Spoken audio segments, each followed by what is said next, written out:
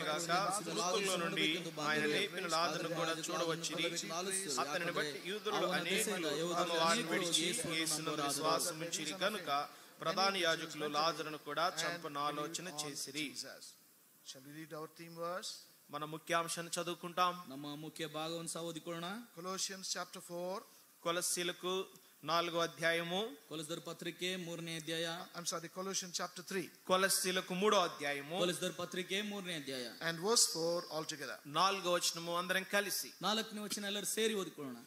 When Christ, మనకు who is our జీవమైన righteousness, క్రీస్తు ప్రత్యక్షమైనప్పుడు మీరును ఆయనతో కూడా మహిమయందు ప్రత్యక్షపరచబడుదురు. Shall we pray? ప్రార్థన చేసుకుంటాం. ಪ್ರಾರ್ಥನೆ ಮಾಡಿಕೊಳ್ಳೋಣ. Loving Heavenly Father, ప్రేమగల మా ప్రియ పరలోకపు తండ్రి, man called Lazarus. మనం చదివినటువంటి 11వ అధ్యాయము 12వ అధ్యాయములో లాజరు అను ఒక వ్యక్తిని గురించి చదువుతున్నాం. ನಾವು ಓದಿದಂತ 11ನೇ ಅಧ್ಯಾಯ 12ನೇ ಅಧ್ಯಾಯದಲ್ಲಿ లాజర్ ಅಂತ ಒಬ್ಬ ವ್ಯಕ್ತಿಯನ್ನು ಕುರಿತು ನಾವು ಓದ್ತಾ ಇದ್ದೇವೆ. This evening we want to go look at his life. ఈ యొక్క సాయంత్రకాల సమయంలో లాజరు యొక్క జీవితాన్ని చూడాలని ఆశిస్తున్నాం. ఈ సాయంకాల సమయದಲ್ಲಿ లాజర్ನ ಜೀವಿತ ನೋಡಬೇಕೆಂಬುದಾಗಿ ನಾವು ಆಲೋಚಿಸ್ತಾ ಇದ್ದೇವೆ. Because in the beginning he did not have the life of Christ. ఎందుకనగా ఆరంభంలో లాజరు క్రీస్తు యొక్క జీవాన్ని తనలో కలిగి లేడు. ಆರಂಭದಲ್ಲಿ ಕ್ರಿಸ್ತನ ಜೀವ ತನ್ನಲ್ಲಿ ಇಲ್ಲದವನಾಗಿ ಕಂಡು ಬರ್ತಾ Later ಇದ್ದಾನೆ. on we find how he had this life of Christ. తరువాత ఏ రీతిగా మరి క్రీస్తు యొక్క జీవమును తన జీవితంలో కలిగి ఉన్నాడో ఆ విషయాన్ని చూస్తాం. ಆಮೇಲೆ ತನ್ನ ಜೀವಿತದಲ್ಲಿ ಕ್ರಿಸ್ತನ ಜೀವಿತ ಯಾವ ರೀತಿಯಲ್ಲಿ ತಾನು ಉಳ್ಳವನಾಗಿದ್ದಾನೆ ಎಂಬುದಾಗಿ ಸಹ ನಾವು ನೋಡ್ಲಿಕ್ಕಿದ್ದೇವೆ. Then we read about what happened to this man. ఆ తర్వాత ఈ మనుషునికి ఏమి సంభవించింది అనే విషయాన్ని చదువుతాం. ಇದಾದ ಮೇಲೆ ಈ ಮನುಷ್ಯನಿಗೆ ಏನು ಸಂಭವಿಸಿತು ಅನ್ನುವಂತ ವಿಷಯವನ್ನು ಸಹ ನಾವು ಓದಲಿಕ್ಕಿದ್ದೇವೆ. Thus we are able to see the life of Christ in this man. ఆ రీతిగా క్రీస్తు యొక్క జీవమును లేకపోతే జీవితమును ఈ వ్యక్తి జీవితంలో చూడవచ్చు. ಆ ವಿಧವಾಗಿ ಕ್ರಿಸ್ತನ ಒಂದು ಜೀವಿತ ಈ ವ್ಯಕ್ತಿಯ ಜೀವಿತದಲ್ಲಿ ನಾವು ನೋಡಬಹುದು. When we look at him in chapter 11, 11వ అధ్యాయంలో మనం ఆయన చూచినప్పుడు 11ನೇ అధ్యాయದಲ್ಲಿ ನಾವು ಆತನ ನೋಡುವಾಗ so there are certain details given about this man. ఈ వ్యక్తిని గురించినటువంటి కొన్ని వివరణలు ఇవ్వబడ్డాయి. ಈ ವ್ಯಕ್ತಿ ಕುರಿತಾದಂತಹ ಕೆಲವೊಂದು ವಿವರಣೆಗಳು ಕೊಡಲ್ಪಟ್ಟಿವೆ. But we want to confine ourselves to 4 things about his life. కానీ ఇవ్వబడినటువంటి వివరణలో 4 విషయాలు తన జీవితం విషయమై చూస్తాం. ಕೊಡಲ್ಪಟ್ಟಂತಹ ವಿವರಣೆಯಲ್ಲಿ 4 ವಿಷಯಗಳನ್ನು ತನ್ನ ಜೀವಿತವನ್ನು ಕುರಿತು ನಾವು ನೋಡ್ಲಿಕ್ಕಿದ್ದೇವೆ. We know the Lord Jesus Christ was visiting Bethany often. మరి మనకు తెలుసు ప్రభువైన యేసు క్రీస్తు వారు బేతనియను తరచుగా దర్శిస్తూ ఉన్నారు. ನಮ್ಮೆಲ್ಲರಿಗೂ ಗೊತ್ತು ಕರ್ತನಾದ ಯೇಸು ಕ್ರಿಸ್ತನು ಬೇತಾನಿಯವನ್ನು ಆಗಾಗ ಆತನು ಭೇಟಿ ಮಾಡ್ತಾ ಇದ್ದಾನೆ. That was because of this house where Mary, Martha and Lazarus were. కారణం ఏమనగా మరియా, మార్తా, లాజరు ఈ యొక్క బేతనీలో ఉన్నారు. ఆ కారణాన ప్రభు బేతనియను అదే పనిగా దర్శిస్తున్నాడు. ಈ మరియా ಮಾರ್ತಳು ಲಾಜರ್ನು ಈ ಬೇತಾನಿಯದಲ್ಲಿದ್ದರಿಂದ ಆ ಕುಟುಂಬದ ಮೇರೆಗೆ ಆತನ ಪ್ರೀತಿಯಿಂದ ಅಲ್ಲಿ ಭೇಟಿ ಮಾಡ್ತಾ ಇದ್ದಾನೆ. We find about the Lord's entry into this house in Luke's Gospel chapter 10. లూకా సువార్త 10వ అధ్యాయంలో ప్రభువైన యేసు క్రీస్తు వారు ఈ గృహంలోనికి ప్రవేశించడం చూస్తాం. ಲೂಕನ ಬರೆಸುವಾರ್ತೆ 10ನೇ ಅಧ್ಯಾಯದಲ್ಲಿ ಯೇಸು ಸ್ವಾಮಿ ಈ ಮನೆಗೆ ಪ್ರವೇಶಿಸಿದನ್ನು ನಾವು ನೋಡ್ತಾ ಇದ್ದೇವೆ. And see what this house is doing to the Lord Jesus. ఈ యొక్క ఇంటి వారు ప్రభువైన యేసు క్రీస్తు వారికి ఏం చేస్తున్నారు అనే విషయాన్ని ఇక్కడ చూడవచ్చు. ಈ ಮನೆಯವರು ಕರ್ತನಾದ ಯೇಸು ಕ್ರಿಸ್ತನಿಗೋಸ್ಕರ ಏನು ಮಾಡ್ತಾ ಇದ್ದಾರೆ ಎಂಬುದಾಗಿ ಸಹ ನಾವು ನೋಡಬಹುದು. Shall we read from verse 38 till the end of the chapter responsively? మరి లూకా సువార్త 10వ అధ్యాయము 38 నుంచి చివరి వరకు మనము మార్చి చదువుకుంటాం. ಲೂಕನ ಬರೆಸುವಾರ್ತೆ 10ನೇ ಅಧ್ಯಾಯ 38ರಿಂದ 42 ವರೆಗೂ ನಾವು ಉತ್ತರ ಪ್ರತ್ಯುತ್ತರವಾಗಿ ಓದಿಕೊಳ್ಳೋಣ. అంతటి వారు ప్రయాణమైపోవచ్చుండగా ఆయన ఒక గ్రామంలో ప్రవేశించెను. మార్త అను ఒక స్త్రీ ఆయనను తన ఇంట చేర్చుకొనెను. ಆಕೆಗೆ ಮರಿಯಳೆಂಬ ಒಬ್ಬ ತಂಗಿ ಇದ್ದಳು. ಈಕೆಯು ಸ್ವಾಮಿಯ ಪಾದದ ಬಳಿಯಲ್ಲಿ ಕೂತುಕೊಂಡು ಆತನ ವಾಕ್ಯವನ್ನು ಕೇಳುತ್ತಿದ್ದಳು. మార్త విస్తారమైన పని పెట్టుకున్నడు చేత తొందరపడి ఆయన యొద్దకు వచ్చి, ప్రభువా, నేను ఒంటరిగా పని చేయుటకు నా సహోదరి నన్ను విడిచిపెట్టినందున నీకు చింత లేదా? నాకు సహాయం చేయమని ఆమెతో చెప్పుమనెను. And Jesus answered and said unto her, Martha, Martha, ನೀನು ಅನೇಕ thou art ವಿಷಯವಾಗಿ careful and troubled about many things. ಕೆಲವು ಮಾತ್ರ ಬೇಕಾದದ್ದು. మరియా ఉత్తమమైన దాన్ని ఏర్పరచుకొనెను, అది ఆమె యొద్ద నుండి తీసివేయబడదని ఆమెతో చెప్పెను. See, we notice in these verses what this family had done to the Lord Jesus. మరి ఈ యొక్క వచనముల్లో ఈ లాజర్ అనే వ్యక్తి ప్రభువైన యేసు క్రీస్తు వారికి ఏం చేశాడు అనేది మనం చదవం. ಈ ವಚನಗಳಲ್ಲಿ ಈ ಕುಟುಂಬವು ಆ ಯೇಸು ಸ್ವಾಮಿ ಏನು ಮಾಡಿತೆಂಬುದಾಗಿ ನಾವು ನೋಡ್ತಾ ಇದ್ದೇವೆ. First of all, Martha received the Lord into their house. మొట్టమొదటిగా అయితే మార్తా ప్రభువుని తన ఇంటిలోనికి మరి స్వీకరించింది, ఆహ్వానించింది. ಮೊಟ್ಟಮೊದಲಾಗಿ ಮಾರ್ತಳು యేసు స్వామి తన మನೆಗೆ ఆహ్వానిಸಿದಳು. Maybe she heard about the Lord Jesus. మరి బహుశా ప్రభువైన యేసు క్రీస్తు వారిని గురించి ఆమె విన్నదేమో. ಬಹುಶಃ ಕರ್ತನಾದ ಯೇಸು ಕ್ರಿಸ್ತನನ್ನು ಕುರಿತು ಆಕೆ ಕೇಳಿದ್ದಾಳೇನೋ. She heard about what he was preaching. ప్రభు ఏమైతే బోధిస్తున్నాడో దాని గురించి విన్నదేమో. ಕರ್ತನ ಯಾವುದನ್ನು ಬೋಧಿಸ್ತಾ ಇದ್ದಾನೋ ಅದನ್ನೇ ಕೇಳ್ತಾ ಬಂದನೇನೋ. Or maybe she heard about the miracles that the Lord Jesus was performing. బహుశా ఆ దినాల్లో ప్రభువైన యేసు క్రీస్తు వారు జరిగించిన అద్భుతముల గురించి తాను విన్నదేమో. ಬಹುಶಃ ಕರ್ತನಾದ ಯೇಸು ಕ್ರಿಸ್ತನು ನಡೆಸಿದಂತ ಅನೇಕ ಅದ್ಭುತ ಕಾರ್ಯಗಳನ್ನು ಕುರಿತು ಆಕೆ ಕೇಳಿದ್ದಾಳೇನೋ. So she was eager to meet the Lord Jesus. కనుకనటి కారణాన్ని బట్టి ప్రభువైన యేసు క్రీస్తు వారిని కలుసుకోవాలనేటువంటి ఆశతో తాను ఎదురు చూస్తుంది. ಆ ಕಾರಣದಿಂದಲೇ ಕರ್ತನಾದ ಯೇಸು ಕ್ರಿಸ್ತನನ್ನು ಎದುರುಗೊಳ್ಳಬೇಕೆಂಬ ಆಶೆಯಿಂದ ಆಕೆ ಎದುರು ನೋಡ್ತಾ ಇದ್ದಾಳೆ. Why do I say that? ఎందుకు నేను అలా చెప్తున్నానంటే ಯಾಕೆ ಆ ಮಾತನ್ನು ಹೇಳ್ತಾ ಇದ್ದೇನೆ? There is a proof of that here. ఎందుకనగా దానికి రుజువు ఇక్కడ మనం చూస్తున్నాం. ಯಾಕೆಂದ್ರೆ ಅದಕ್ಕೆ ರುಜುವಾತಿಲಿ ನಾವು ನೋಡ್ತಾ ಇದ್ದೇವೆ. As soon as the Lord was received in that house, మరి ఎప్పుడైతే ప్రభువైన యేసు క్రీస్తు వారిని ఆ ఇంట చేర్చుకుందో, ಯಾವಾಗ ಯೇಸು ಸ್ವಾಮಿ ಆ ಮನೆಗೆ ಬಂದನೋ, immediately she set on to work and prepare a very delicious food for the Lord. మరి వెంటనే ప్రభు కొరకే రుచికరమైనటువంటి భోజనమును సిద్ధపరచడానికి తాను ప్రారంభించింది. ಏತಿಯಾಗಿ ಯೇಸು ಸ್ವಾಮಿ ತನ್ನ ಮನೆಯಲ್ಲಿ ಇಳಿಸಿಕೊಂಡು ತನಗೋಸ್ಕರ ರುಚಿಕರವಾದ ಅಡಿಗೆ ಮಾಡ್ಲಿಕ್ಕೆ ಆಕೆ ಆಲೋಚನೆ ಮಾಡಿದಳು. So that shows she had a longing toward the Lord Jesus. కనుక ఇదేం తెలియచేస్తుంది, చూపిస్తుందంటే ప్రభు కొరకైన వాంఛ తాను కలిగి ఉన్నదని. ಇದೇನ್ ತೋರಿಸ್ತಂದ್ರೆ ಕರ್ತನಾದ ಯೇಸು ಕ್ರಿಸ್ತನ ಮೇಲಿರುವಂತ ಆಶೆ ಆಕಾಂಕ್ಷೆಯನ್ನು ತೋರಿಸ್ತದೆ. The Lord knew that. ప్రభువుకి ఆ విషయం తెలుసు. ಈ ವಿಷಯ ಕರ್ತನಿಗೆ ಗೊತ್ತಿತ್ತು. Remember, the Lord knows everything about us. జ్ఞాపకం ఉంచుకోండి, ప్రభు మనల గురించి సమస్తము ఎరుగును. ಜ್ಞಾಪಕದಲ್ಲಿಟ್ಕೊಳ್ರಿ, ಕರ್ತನು ನಮ್ಮ ವಿಷಯದಲ್ಲಿ ಸಮಸ್ತವನ್ನು ಬಲ್ಲಾತನಾಗಿದ್ದಾನೆ. And nothing can be hidden from the Lord. ఏది కూడా ప్రభు కన్నులకు మరుగై ఉండదు. ಯಾವುದು ಕರ್ತನ ಕಣ್ಣಿಗೆ ಮರೆಯಾಗಿರಲಾರದು. Everything is naked and open before the Lord. ప్రభు యొక్క కన్నులకు సమస్తము కూడా తేటగా బట్టబయలుగా కనబడుతుంది. ಕರ್ತನ ಕಣ್ಣುಗಳಿಗೆ ನಮ್ಮ ಎಲ್ಲಾ ವಿಷಯವು ಎಷ್ಟೋ ಬಟ್ಟ ಬಯಲಾಗಿ ಕಾಣ್ತಾ ಇದೆ. Where you are and what you are doing far away from your home, nobody may look, nobody may behold, but the Lord knows and looks at you. నువ్వెక్కడున్నావో, నువ్వేం చేస్తున్నావో, ఒకవేళ నీ ఇంటి వారికి దూరంలో ఉన్నప్పటికీ ఎవరికి తెలియకపోవచ్చు, కానీ ప్రభు నిన్ను చూస్తున్నాడు. ప్రభువుకి నిన్ను గురించి సమస్తము తెలుసు. ನೀನ್ ಎಲ್ಲಿದ್ಯೋ, ಎಷ್ಟು ದೂರದಲ್ಲಿದ್ಯೋ, ಏನ್ ಮಾಡ್ತಿದ್ಯೋ, ನಿನ್ನ ಮನೆಯವರಿಗೆ ಒಂದು ವೇಳೆ ಗೊತ್ತಿಲ್ಲದೆ ಇರಬಹುದು. ಆದ್ರೆ ದೇವರ ಸಮಸ್ತವನ್ನು ಆತನು ನೋಡುವಾತನಾಗಿದ್ದಾನೆ, ಬಲ್ಲವನಾಗಿದ್ದಾನೆ. Man may not know that. మనుషునికి ఆ విషయం ఒకవేళ తెలియకపోవచ్చు. ಒಂದು ವೇಳೆ ಮನುಷ್ಯನಿಗೆ ಈ ವಿಷಯ ತಿಳಿದಿರಬಹುದು. Your parents may not know what you are and where you are. నువ్వెక్కడున్నావో, నీవేమై ఉన్నావో, ఒకవేళ నీ తల్లిదండ్రులకు తెలియకపోవచ్చు. ಒಂದು ವೇಳೆ ನೀನ್ ಎಲ್ಲಿದ್ಯಾ, ಏನ್ ಮಾಡ್ತಿದ್ಯಾ ಅನ್ನುವಂಥದ್ದು ನಿನ್ನ ತಂದೆ ತಾಯಿಗಳೇ ಗೊತ್ತಿಲ್ಲದೆ ಇರಬಹುದು. But the Lord knows. కానీ ప్రభువుకు తెలుసు. ಆದ್ರೆ ಕರ್ತನು ಬಲ್ಲವನಾಗಿದ್ದಾನೆ. See in John's Gospel, చూడండి యోహాను సువార్త ಬನ್ನಿರಿ ಯೋಹಾನ ಬರೆಸುವಾರ್ತೆ in chapter 1, 1వ అధ్యాయము ಮೊದಲನೇ ಅಧ್ಯಾಯ. we read about Philip and Nathaniel. ఫిలిప్పు నతానియేలు గురించి ఇక్కడ మనం చదువుతాం. ಇಲ್ಲಿ ಫಿಲಿಪ್ಪನು ನತಾನಿಯೇಲನ ಕುರಿತು ನಾವು ಓದ್ತೇವೆ. And we see how Philip brought Nathaniel to the Lord Jesus. మరి ఫిలిప్పు నతానియేలుని ఎలా ప్రభు ఎదుగు తీసుకొని వచ్చాడో ఈ విషయాన్ని చూస్తాం. ಫಿಲಿಪ್ಪನು ಯಾವ ರೀತಿಯಲ್ಲಿ ಕರ್ತನ ಬಳಿಗೆ ತೆಗೆದುಕೊಂಡು ಬಂದನೆಂಬುದಾಗಿ ಆ ವಿಷಯ ನಾವು ನೋಡ್ತೇವೆ. And when the Lord Jesus saw Nathaniel being brought by Philip, మరి ఫిలిప్పు నతానియేలు ప్రభు ఎదుగు తీసుకొచ్చినప్పుడు, నతానియేలు ప్రభు చూచినప్పుడు, ಫಿಲಿಪ್ಪನು ನತಾನಿಯೇಲನ ತೆಗೆದುಕೊಂಡು ಬರುವಾಗ ನತಾನಿಯೇಲನು ಯೇಸು ಸ್ವಾಮಿ ಕಂಡು, see what he says in verse 47. 47వ వచనంలో ప్రభు ఏం చెప్తున్నాడో చూడండి. 47ನೇ ವಚನದಲ್ಲಿ ಕರ್ತನ ಏನ್ ಹೇಳ್ತಾ ಇದ್ದಾನೆ ನೋಡ್ರಿ. Behold an Israelite indeed, in whom is no guile. ఇదిగో ఇతడు నిజముగా ఇశ్రాయేలీయుడు, ఇతని యందు ఏ కపటమును లేదని అతని గూర్చి చెప్పెను. ఇగో ಇವನು ನಿಜವಾದ ಇಸ್ರಾಯೇಲನು, ಇವನಲ್ಲಿ ಕಪಟವಿಲ್ಲ ಎಂಬುದಾಗಿ ಹೇಳಿದನು. Nathaniel never came to the Lord Jesus. Nathanael ప్రభు యొద్దకు రాలేదు. ನತಾನಿಯೇಲನು ಕರ್ತನ ಬಳಿಗೆ ಬರಲಿಲ್ಲ. He never met or knew Jesus. అంతకు మునుపు ఎప్పుడు కూడా ప్రభువును కలవలేదు.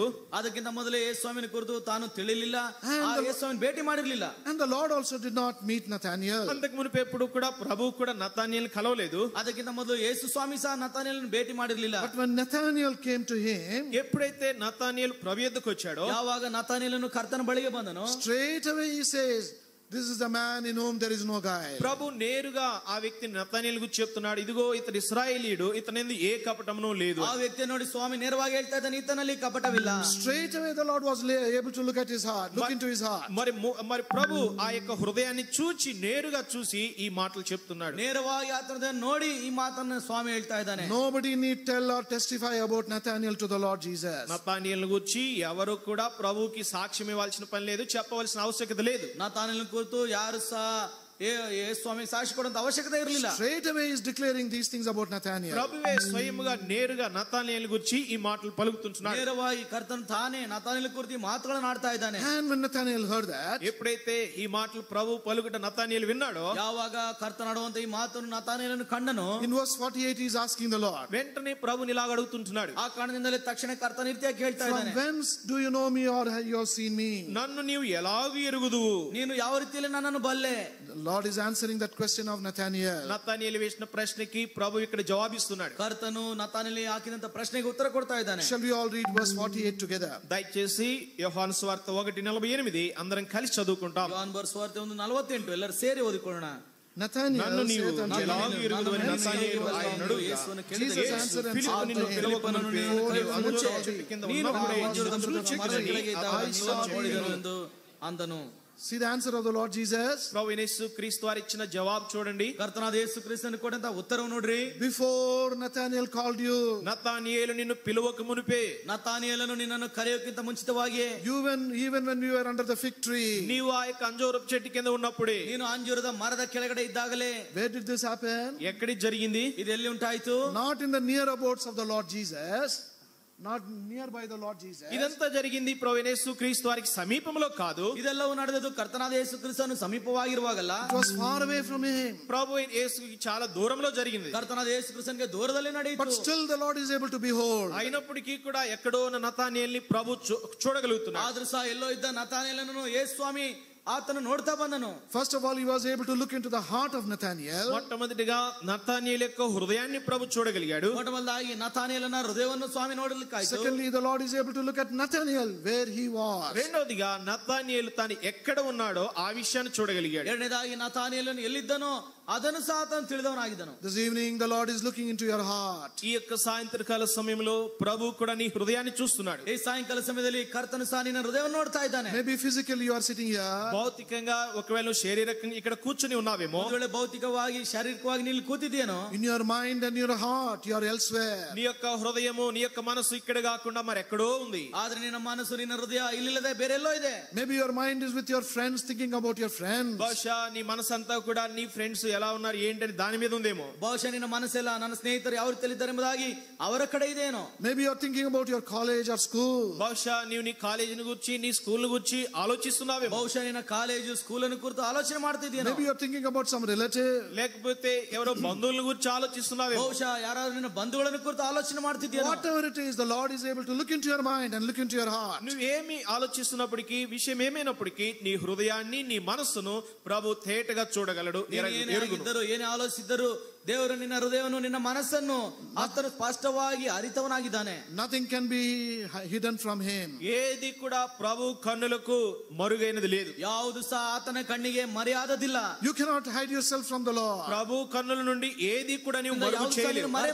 That is why David says in Psalm 139, కీర్తన 139లో దావీదు ఇలా చెప్తాడు. ಆ ಕಾರಣದಿಂದಲೇ ಕೀರ್ತನೆ 139ರಲ್ಲಿ ದಾವೀದನ ರೀತಿಯಾಗಿ ಹೇಳ್ತಾ ಇದ್ದಾನೆ, where shall I flee or go from thy presence? నేను నిన్ను విడిచి నీ సన్నిధిని నేను ఎక్కడికి వెళ్ళుదును? ನಾನು ನಿನ್ನನ್ನು ಬಿಟ್ಟು ಎಲ್ಲಿಗೆ ಹೋಗಲಿ? If I go into heaven, you are there. నేను పరలోకంలోకి వెళితే ఆకాశంలోకి ఎక్కితే నీవు అక్కడ ఉన్నావు. ನಾನು ಆಕಾಶಕ್ಕೆ ಏರಿ ಹೋದ್ರು ನೀನು ಅಲ್ಲಿದ್ದಿ. If I go into the depths also, the Lord is there. నేను మరి సముద్రపు అగాధంలోనికి వెళ్ళిన నీవు అక్కడ ఉన్నావు. ನಾನು ಪಾತಾಳದೊಳಗೆ ಹೋದ್ರು ನೀನು ಸಹ ಅಲ್ಲಿದ್ದಿ. You cannot escape from the eyes of the Lord. అంటే ప్రభు యొక్క కన్నుల నుండి నీవు తప్పించుకోలేవు. ಕರ್ತನ ಕಣ್ಣಿನಿಂದ ನೀನು ತಪ್ಪಿಸಿಕೊಳ್ಳಲಾರೆ. You can hide everything what in your heart is, but not from the Lord. నీవు ఏదైనా నీ హృదయంలో ఉన్నది మనుషులకు దాయగలవు, కానీ ప్రభువు నుండి ఏది కూడా దాయలేవు. ಈ ರೀತಿಯಾಗಿ ನಿನಗಿರೋ ಮನುಷ್ಯರಿಗೆ ನೀನು ಮುಚ್ಚಿಡಬಹುದು, ಆದ್ರೆ ಕರ್ತನಿಗೆ ಮರೆಯಾದದ್ದು ನಿನ್ನ ಹೃದಯದಲ್ಲಿ ಬೇರೆ ಯಾವುದೂ ಇಲ್ಲ. Shall we turn to John's Gospel chapter 2 now? రండి యోహాను సువార్త 2వ అధ్యాయం తెరుద్దాం. ಯೋಹಾನ ಬರೆಸುವಾರ್ತೆ 2ನೇ ಅಧ್ಯಾಯಕ್ಕೆ ನಾವು ಬರೋಣ. And shall we read the last 2 verses in this chapter? ఈ యొక్క 2వ అధ్యాయంలో చివరి 2 వచనాలు చదువుకుంటాం. ಈ ಅಧ್ಯಾಯದಲ್ಲಿ ಒಂದು ಕೊನೆ 2 ವಚನ ನಾವು ಓದಿಕೊಳ್ಳೋಣ. John chapter 2 verses 24 and 25. యోహాను సువార్త 2వ అధ్యాయము 24-25 వచనములు. ಯೋಹಾನ ಬರೆಸುವಾರ್ತೆ 2ನೇ ಅಧ್ಯಾಯ 24-25 ವಚನಗಳು. But Jesus did not commit himself because he knew ఆయన తన వారి వశం చేసుకొనెను. and not that ఆయన any మనస్సు అంతరంగం ఎరిగినవాడు. ఎవడునూ సాక్ష్యం ఇయ్యనక్కరలేదు. ಅವಶ್ಯವಿರಲಿಲ್ಲ.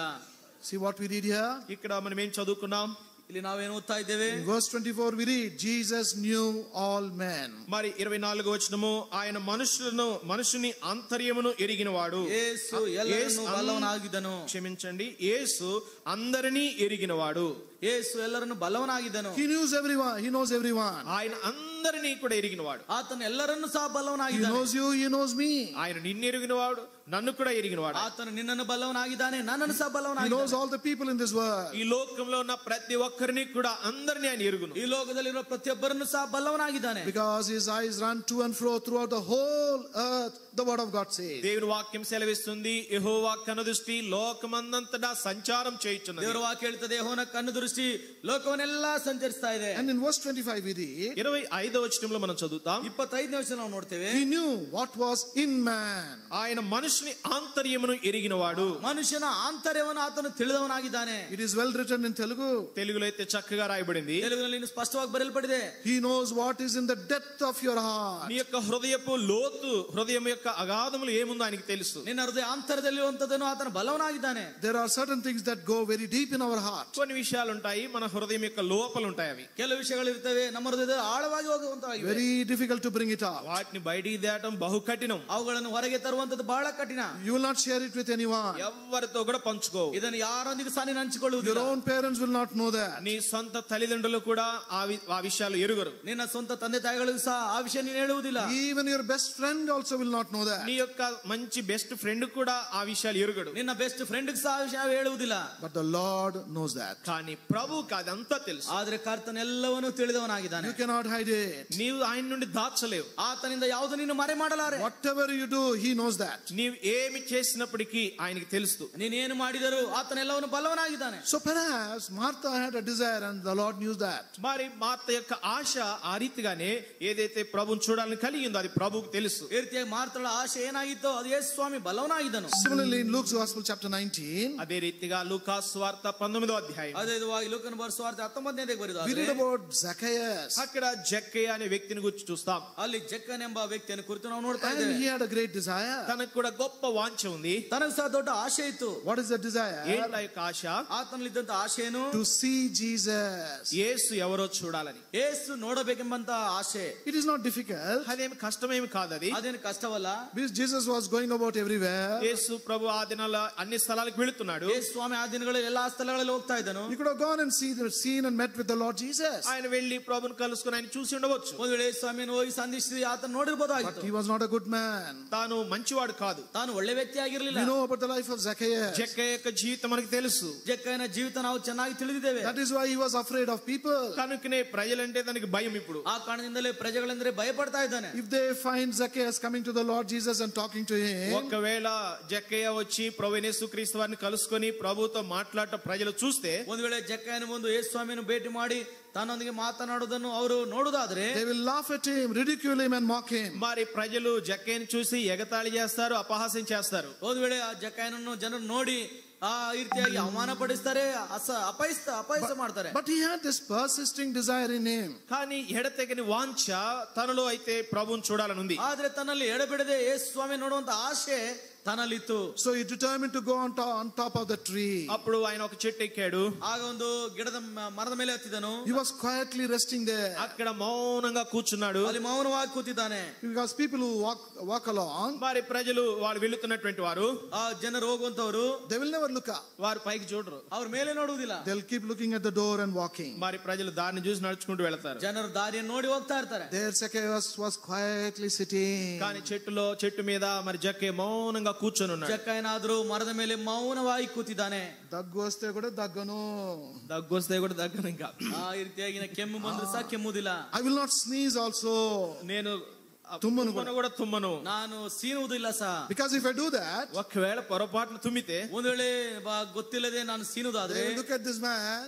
ఈయన్ని చూసి, ಇಲ್ಲಿ ನೋಡಿ ಮೇಲ್ಗಡೆ ನೋಡಿ, చూశావా ఎక్కడెక్కడ వీడు, ఎక్కడెక్కడ చూడండి వీడు, see where this fellow is. ఎక్కడున్నాడో చూడండి ఈయన, ನೋಡ್ರಿ ಎಲ್ಲಿದ್ದು So ಕೂತಿದ್ದಾನೆ. he did not want anybody to know. కనుక ఎవరికి తెలియకూడదు అనుకున్నాడు. ಆ ರೀತಿಯಾಗಿ ಯಾರಿಗೂ ತಿಳಿಯಬಾರದು ಎಂಬುದು ಅಂದುಕೊಂಡನು. Quietly waiting and looking at that way. మరి మౌనముగా ఆ చెట్టు మీద కూర్చొని ఆ మార్గం గుండా ప్రభు వస్తున్నాడని చూస్తున్నాడు. ಮೌನವಾಗಿ ಆ ಗಿಡದ ಮೇಲೆ ಕೂತ್ಕೊಂಡು ಯೇಸು ಸ್ವಾಮಿ ಆ ದಾರಿಯಲ್ಲಿ ಬರೋದು ನೋಡ್ತಾ ಇದ್ದಾನೆ. And as he was waiting, ఆయన వేచి ఉండగా ಆ ವಿಧವಾಗಿ ಆತನು ಕಾದುಕೊಂಡಿದ್ದಾಗ, oh, there behold, the Lord was coming. అదిగో ప్రభు వస్తుంటున్నాడు ఆ మార్గం ಅಲ್ಲಿ గుండా. ಕರ್ತನು ಬರ್ತಾ ಇದ್ದಾನೆ. He was very happy. తాను సంతోషమైంది. ಎಷ್ಟು ಸಂತೋಷವಾಗ್ತಾ ಇದೆ. At the same time very quiet. అదే సమయంలో మౌనంగా ఉన్నాడు. ಆದ್ರೂ ಸಹ ಮೌನವಾಗಿದ್ದಾನೆ. I must not lose this opportunity. ఈ అవకాశం పోగొట్టుకోకూడదు. ಈ ಅವಕಾಶ ನಾನು ಕಳೆದುಕೊಳ್ಳಬಾರದು. Let me see him. నేను ఆయన చూడాలి. ఎట్లా ನಾನು ಆತನ ನೋಡಬೇಕು. Poor fellow did not have mobile phone. ఆ దినాల్లో మొబైల్ ఫోన్ లేదు ప్రభు. ಆ ದಿನಗಳಲ್ಲಿ ಸ್ವಾಮಿ ಹತ್ರ ಮೊಬೈಲ್ ಫೋನ್ ಇರಲಿಲ್ಲ. Otherwise he would have taken a video. లేకపోతే వీడియో తీసేవాడు. ಒಂದು ವೇಳೆ ವಿಡಿಯೋ ತೆಗಿತಾ ಇದ್ರೇನೋ. So he was carefully looking. చాలా జాగ్రత్తగా ಎಷ್ಟು చూస్తున్నాడు. ಜಾಗರೂಕತೆಯಿಂದ ನೋಡ್ತಾ ಇದ್ದಾನೆ. And the Lord was coming. ప్రభు వస్తున్నాడు. ಕರ್ತನ ಆತನ ಬಳಿಗೆ ಬರ್ತಾ ಇದ್ದಾನೆ. Oh, this is Jesus. ఈయన యేసు. ಓ ಈತನೇ ಯೇಸು. What a man he is. ఎటువంటి ಎಂತ ಮನುಷ್ಯನಿತನು. ఎటువంటి మనుషుడిన. What a man of peace he is. ఎటువంటి సమాధాన మనుషుడిన. ಎಂತ ಸಮಾಧಾನ ಮನುಷ್ಯನಿತನು. How cheerfully he is. ఎంత ఆనందంగా ఉన్నాడు ఈయన. ಎಷ್ಟು ಆತನು ಆನಂದಕರವಾಗಿದ್ದಾನೆ. As he was observing and appreciating, ఆయన ప్రభువుని చూచి ప్రభుని ప్రశంసిస్తూ ఉండగా, ಆಗ ಕರ್ತನ ನೋಡಿ ಆ ರೀತಿಯಾಗಿ ಪ್ರಶಂಸಿಸ್ತಾ ಇರುವಾಗ, what Zacchaeus thought was the Lord will come and pass by and go away. జక్కయ్య అనుకున్నాడు ప్రభు ఆ దారి గుండా వచ్చి దాటి వెళ్ళిపోతాడు అనుకున్నాడు. ಜಕ್ಕಯ್ಯನ ಅಂದುಕೊಂಡನು ಆ ಮಾರ್ಗವಾಗಿ ಬಂದು ಆ ರೀತಿಯಾಗಿ ದಾಟಿ ಹೋಗ್ತಾನೆ ಎಂಬುದಾಗಿ ಅಂದುಕೊಂಡನು. But no, the Lord is not doing that. కానీ ప్రభు అలా దాటి వెళ్ళలేదు. ಆದ್ರೆ ಯೇಸು ಸ್ವಾಮಿ ಆ ರೀತಿಯಾಗಿ ದಾಟಿ ಹೋಗ್ತಾ He ಇಲ್ಲ. came and stopped there. వచ్చి ప్రభు అక్కడే ఆగాడు. ಆ ಯೇಸು ಸ್ವಾಮಿ ಬಂದು ಅಲ್ಲೇ ನಿಂತನು. Why? ఎందుకు? ಯಾಕೆ? The desire and the longing of Zacchaeus was not only seen by the Lord, it stopped the Lord Jesus. ఏదైతే వాంఛ, ఏదైతే ఆశ ప్రభువును చూడాలని జక్కయ్య కలిగి ఉన్నాడో, ఆ ఆశ, ఆ వాంఛ ప్రభు ఎరుగును, అదే ప్రభుని ఆపివేసింది. ಈ ರೀತಿಯಾಗಿ ಯಾವ ಅಪೇಕ್ಷೆಯಿಂದ ಆಕಾಂಕ್ಷೆಯಿಂದ ಜಕ್ಕಯ್ಯನು ಯೇಸು ಸ್ವಾಮಿ ನೋಡ್ಲಿಕ್ಕೆ ಬಂದನು, ಯೇಸು ಸ್ವಾಮಿ ಆತನ ಮನಸ್ಸನ್ನು ತಿಳಿದು ಮಾತ್ರಲ್ಲದೆ ಯೇಸು ಸ್ವಾಮಿನಲ್ಲಿ ನಿಲ್ಲಿಸಿತು. Zacchaeus did not call on Jesus. మరి జక్కయ్య యేసు ప్రభు అన్నప్పుడు ఏం పిలవలేదు. కానీ ಯೇಸು ಸ್ವಾಮಿಯನ್ನು ಜಕ್ಕಯ್ಯను ಕರೆಯಲಿಲ್ಲ. He did not say, Lord, have mercy on me. ప్రభువా నన్ను నా మీద కనికరం ఉంచని ఏం కేక వేయలేదు. ಓ కానీ ಸ್ವಾಮಿ ನನ್ನನ್ನು ಕರುಣಿಸು ಎಂಬುದಾಗಿ ಕೇಳಲಿಲ್ಲ. Here am I in great fear. ఇదిగో నేను గొప్ప భయములో ఉన్నానని ఆయన ఏం చెప్పలేదు. ನಾನು ದೊಡ್ಡ ಭಯದಲ್ಲಿದ್ದೇನೆ ಎಂಬುದಾಗಿ ಹೇಳಿಲ್ಲ. Here am I in great need. ఇదిగో ప్రభువా నేను అక్కరలో ఉన్నానని చెప్పలేదు. ಇಗೋ ಸ್ವಾಮಿ ನಾನು ಅವಶ್ಯಕತೆಯಲ್ಲಿದ್ದೇನೆ ಎಂಬುದಾಗಿ I ಹೇಳಿಲ್ಲ. am rejected by everyone. మరి అందరూ కూడా అక్కడ చుట్టుముట్టారు. ಎಲ್ಲರೂ ಸುತ್ತಲಿರುವಾಗ I am rejected by everyone. ప్రతి వారి చేత నేను తృణీకరించబడ్డాను. ಪ್ರತಿಯೊಬ್ಬರಿಂದ ನಾನು ತಿರಸ್ಕಾರ ಹೊಂದಿದವನಾಗಿದ್ದೇನೆ. Nobody loves me or likes me. అయ్యో నన్ను ఎవరు ఇష్టపడరు, నన్ను ఎవరు ప్రేమించరు. ನನ್ನನ್ನು ಯಾರು ಇಷ್ಟಪಡುವುದಿಲ್ಲ, ಯಾರು ನನ್ನನ್ನು ಪ್ರೀತಿಸುವುದಿಲ್ಲ. I am alone. నేను ఒంటరి వాడిని. ನಾನು ಒಬ್ಬಂಟಿಗನಾಗಿದ್ದೇನೆ. He did not say anything. ఆయన ఈ మాటలు ఏవి ಈ చెప్పలేదు. ಮಾತು ಯಾವುದು ಸಹ ಆತನು ಆಡ್ಲಿಲ್ಲ. But all that was in his heart and in his mind, in his life, the Lord knew it, and it made him to stop there. ఇదంతా కూడా తన హృదయంలో, తన మనసులో, తన జీవితంలో ఉన్నటువంటి విషయము అది ప్రభు ఎరిగి ప్రభు అక్కడ నిలిచాడు. ಇವೆಲ್ಲ ಸಂಗತಿಗಳನ್ನು ತನ್ನ ಹೃದಯದಲ್ಲಿ ಮನಸ್ಸಿನಲ್ಲಿ ಇರುವುದನ್ನು ನೋಡಿ ಯೇಸು ಸ್ವಾಮಿ ಆತನಿರುವಂತ ಸ್ಥಳದಲ್ಲಿ ನಿಂತನು. The Lord stood there. ప్రభు అక్కడ ఆగిపోయినాడు. ಅಲ್ಲಿ ಆತನು ನಿಂತು ಹೋದನು. And he looked up. ఆయన పైకి చూచాడు. ಆತನ ಮೇಲಕ್ಕೆ ನೋಡಿದನು. Called him by name. పేరుతో జక్కయ్యని పిలుస్తున్నాడు. ಆತನ ಹೆಸರು ಹಿಡಿದು ಕರೀತಾ ಇದ್ದಾನೆ. That is yet another wonder. ఇది మరొక అద్భుతం. ಇದು ಮತ್ತೊಂದು ಅದ್ಭುತ. He said straight away, Zacchaeus, come down. ప్రభు నేరుగా పిలిచాడు, జక్కయ్య దిగిరము. ಸ್ವಾಮಿ ನೇರವಾಗಿ ಕರೀತಾ ಇದ್ದಾನೆ, ಜಕ್ಕಯ್ಯನೇ ಇಳಿದು ಬಾ. Because he knows every one of us by our name. ఎందుకనగా మనలో కూడా ప్రతి ఒక్కొక్కరిని ప్రభు పేరు పేరున ఎరుగును. ಯಾಕೆಂದ್ರೆ ಪ್ರತಿಯೊಬ್ಬರನ್ನು ನಮ್ಮಲ್ಲಿ ಎಲ್ಲರನ್ನು ಸಹ ಆತನ ಹೆಸರಾಗಿ ತಿಳಿದವನಾಗಿದ್ದಾನೆ. In John's Gospel chapter 10, యోహాను సువార్త 10వ అధ్యాయము, ಯೋಹಾನ ಬರೆಸುವಾರ್ತೆ 10ನೇ ಅಧ್ಯಾಯಕ್ಕೆ ಬರೋದಾದ್ರೆ, here we read the picture of the Lord as our shepherd. మరి ప్రభుని మన కాపరిగా అక్కడ ఒక దృశ్యాన్ని చూస్తున్నాం. ಸ್ವಾಮಿಯನ್ನು ನಾವು ಕುರುಬನಾಗಿ ನಾವು ನೋಡ್ತಾ ಇದ್ದೇವೆ. And we read about some of the qualities of the shepherd here. మరి కొన్ని లక్షణములు ఈ యొక్క కాపరి కలిగి ఉన్న వాటిని మనం చూస్తున్నాం. ಕುರುಬನ ಕೆಲವು ಲಕ್ಷಣಗಳು ನಾವಿಲ್ಲಿ ನೋಡ್ತಾ ಇದ್ದೇವೆ. Shall we read one of those qualities in verse 3? 3వ వచనంలో కాపరి కలిగి ఉన్నటువంటి లక్షణములో ఒకటి మనం చదువుతాం. ಕುರುಬನಿಗಿರುವಂತ ಒಂದು ಲಕ್ಷಣವನ್ನು 3ನೇ ವಚನದಲ್ಲಿ ನಾವು ನೋಡ್ತೇವೆ. All together, అందరం కలిసి, ಎಲ್ಲರೂ ಸೇರಿ, to him the అతనికి porter ద్వారపాలకులు openeth, తలుపు and the తీయును, sheep Raju hear his అతని స్వరం voice, వినును, and he calleth his own sheep by name, and leadeth them వాటిని out. వెలుపలికి నడిపించును. See what we read here? ఇక్కడ ఏం చదివాము? ಇಲ್ಲಿ ನಾವೇನು ಓದಿದೆವು? The Lord is saying about the good shepherd. మరి ఇక్కడ ప్రభు మంచి కాపరిని గురించి ఇక్కడ చెప్తున్నాడు. ಸ್ವಾಮಿ ಇಲ್ಲಿ ಒಳ್ಳೆ ಕುರುಬನನ್ನು ಕುರಿತು ಹೇಳ್ತಾ ಇದ್ದಾನೆ. The good shepherd calls his sheep by name. మంచి కాపరి తన సొంత గొర్రెలను పేరు పెట్టి పిలుచును. ಒಳ್ಳೆ ಕುರುಬನು ತನ್ನ ಕುರಿಗಳನ್ನು ತನ್ನ ಅವರ ಹೆಸರಿಡಿದು ಕರೆಯುತ್ತಾನೆ. There may be many sheep, మరి ఎన్నో గొర్రెలు ఉండి ఉండవచ్చు, ಎಷ್ಟೋ ಕುರಿಗಳಿದ್ದಿರಬಹುದು, yet he knows them all by their name. అయినప్పటికీ ఒక్కొక్క గొర్రె తన పేరేంటో ప్రభువుకు తెలుసు. ಪ್ರತಿಯೊಂದು ಕುರಿಮರಿಯ ಹೆಸರು ಆತನ ಬಲ್ಲವನಾಗಿದ್ದನು. So he knew this sheep Zacchaeus. కనుక ఈ యొక్క జక్కయ్య అనేటువంటి ఈ గొర్రెను కూడా ప్రభు ఎరుగును. ಈ ಜಕ್ಕ ಎನ್ನುವಂತ ಈ ಕುರಿಯನ್ನು ಸಹ ಆತನ ಬಲ್ಲವನಾಗಿದ್ದನು. He knew that sheep Martha. మరి మార్త అనేటువంటి గొర్రెను కూడా ప్రభు ఎరుగును. ಈ ಮಾರ್ತ ಅನ್ನುವಂತ ಕುರಿಯನ್ನು ಸಹ ಆತನ ಬಲ್ಲವನಾಗಿದ್ದನು. He knows you also as a sheep. మరి నిన్ను కూడా ప్రభు ఒక గొర్రెగా నీ పేరేంటో ఆయన ఎరుగును. ನಿನ್ನನ್ನು ಸಹ ಆತನ ಒಬ್ಬ ಕುರಿಯಾಗಿ ಆತನ ಹೆಸರು ಬಲ್ಲವನಾಗಿದ್ದಾನೆ. Even though you are not yet his sheep, నీవు ఇప్పటికీ ఆయన యొక్క గొర్రెగా కాకపోయినప్పటికీ కూడా ನೀನು ಈಗಲೇ ಆತನ ಕುರಿಯಾಗಿ ಆಗದೆ ಇರುವಾಗಲೂ ಸಹ still he knows you. అయినప్పటికీ ఆయన నిన్ను ಬಲ್ಲವನಾಗಿದ್ದಾನೆ. What do we read about David? మరి దావీదుని గురించి ఏం చదువుతాం? దావీದನ ಕುರಿತು ನಾವೇನು ಓದ್ತೇವೆ? When Mephibosheth came to him in 2 Samuel chapter 9, రెండవ సమూయేలు 9వ అధ్యాయంలో మెఫీబోషెతు దావీదు ఎదుగు తీసుకురాబడ్డప్పుడు, 2 ಸಮುವೇಲ 9ನೇ ಅಧ್ಯಾಯದಲ್ಲಿ దావీదನ బಳಿಗೆ ಮೆಫೀಬೋಶೆತನು ತರಲ್ಪಟ್ಟಾಗ straight away David called him by his name. నేరుగా మరి మెఫీబోషెతుని పేరు పెట్టి దావీదు పిలుస్తున్నాడు. దావీదను ಮೆಫೀಬೋಶೆತను ನೇರವಾಗಿ ಹೆಸರಿಡಿದು ಕರೀತಾ ಇದ್ದಾನೆ. Mephibosheth, he said. మెఫీబోషెత్ అని పేరు ಮೆಫೀಬೋಶೆತನೇ ಎಂಬುದಾಗಿ ಹೆಸರಿಡಿದು ಕರೀತಾ At that ಇದ್ದಾನೆ. time he came to David in great fear. ఆ సమయంలో మెఫీబోషెతు దావీదు ఎద్దకు గొప్ప భయముతో వచ్చాడు. ಆ ಸಮಯದಲ್ಲಿ ಮೆಫೀಬೋಶೆತನು దావీదನ ಬಳಿಗೆ ಬಹು ಭಯದಿಂದ ಬಂದನು. Because he deserved only death. ఎందుకనగా తను మరణానికి మాత్రమే యోగ్యుడు. ಯಾಕಂದ್ರೆ ತಾನು ಮರಣಕ್ಕೆ ಮಾತ್ರನೇ So ಪಾತ್ರನಾಗಿದ್ದನು. even as he was in that fear and came before David, కనుకనే ఆ భయము మరణ భయముతో దావీదు ఎద్దకు వచ్చినప్పుడు, ಆ ಕಾರಣದಿಂದಲೇ ಆ ಮರಣ ಭಯದಿಂದ దావీదನ బಳಿಗೆ ಬರುವಾಗ, here is this king calling him by name. అయితే ఇగో ఇక్కడ రాజు ఉన్నాడు, ఆ రాజు ఇతని పేరు పెట్టి పిలుస్తున్నాడు. ಇಗೋ ರಾಜನಿದ್ದಾನೆ, ಆತನ ಹೆಸರಿಡಿದು ಕರೀತಾ ಇದ್ದಾನೆ. Mephibosheth, fear not. మెఫీబోషెత్ భయపడకు అంటున్నాడు. ಮೆಫೀಬೋಶೆತನೇ ನೀನು ಭಯಪಡಬೇಡ.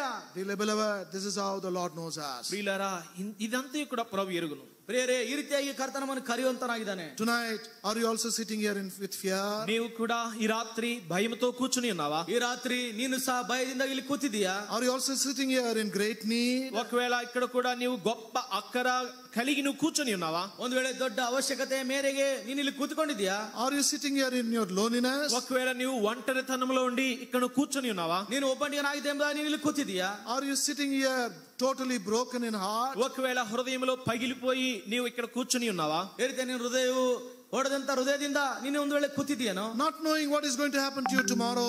రేపేమి జరుగుతుందో తెలియని స్థితిలో ఒకవేళ నువ్వు కూర్చుని ఉన్నావా? ನಾಳೆ ಏನ್ ನಡೀಲಿಕ್ಕಿದೆಯೋ ಅದನ್ನು ತಿಳಿಯರಾದ ಸ್ಥಿತಿಯಲ್ಲಿ ನಿದ್ದೀಯಾ? Nobody knows that condition. ఎవరు కూడా నీవు ఉన్న పరిస్థితిని ఎరుగరు. ಯಾರು ಸಹ ನೀನಿರುವಂತ ಪರಿಸ್ಥಿತಿಯನ್ನು ಅರಿಯರು. The brother sitting next to you, the sister sitting next to you does not know it. నీ ప్రక్కన కూర్చున్న సహోదరుడు ఎరుగడు నిన్ను గూర్చి, నీ ప్రక్కనే కూర్చున్న సహోదరి గూర్చి కూడా నిన్ను గూర్చి ఎరుగదు. ನಿನ್ನ ಪಕ್ಕದಲ್ಲಿರುವಂತ ನಿನ್ನ ಸಹೋದರನು, ನಿನ್ನ ಪಕ್ಕದಲ್ಲಿರುವಂತ ಸಹೋದರಿ ಇದನ್ನು ಅರಿಯರು. But there is one who knows everything about you. అయితే నిన్ను గూర్చి సమస్తమును ఎరిగినటువంటి వాడు ఒకడున్నాడు. ಆದ್ರೆ ನಿನ್ನನ್ನು ಕುರಿತು ಸಮಸ್ತವನ್ನು ಬಲ್ಲಾತನು ಒಬ್ಬನಿದ್ದಾನೆ. What did that Samaritan woman say in John's Gospel chapter 4? యోహాను సువార్త 4వ అధ్యాయంలో ఆ సమరయ స్త్రీ ఏం చెప్తుంది? ಯೋಹಾನ ಬರೆದ ಸುವಾರ್ತೆ 4ನೇ ಅಧ್ಯಾಯದಲ್ಲಿ ಸಮರಯ ಸ್ತ್ರೀ ಏನ್ ಹೇಳ್ತಾ ಇದ್ದಾಳೆ? John's Gospel chapter 4, యోహాను సువార్త 4వ అధ్యాయం ಯೋಹಾನ ಬರೆದ ಸುವಾರ್ತೆ 4ನೇ ಅಧ್ಯಾಯ verse 29. 29వ వచనం. 29ನೇ ವಚನ. All together shall we read. దయచేసి ఈ వచనం అందరం కలిసి చదువుకుందాం. ಎಲ್ಲರೂ ಸೇರಿ ವಾಕ್ಯವನ್ನು ಓದಿಕೊಳ್ಳೋಣ. John's Gospel chapter 4 and verse 29. యోహాను సువార్త 4వ అధ్యాయం 29వ వచనం ಯೋಹಾನ అందరం ಬರೆದ కలిసి. ಸುವಾರ್ತೆ 4ನೇ ಅಧ್ಯಾಯ 29ನೇ ವಚನ. ಎಲ್ಲರೂ ಸೇರಿ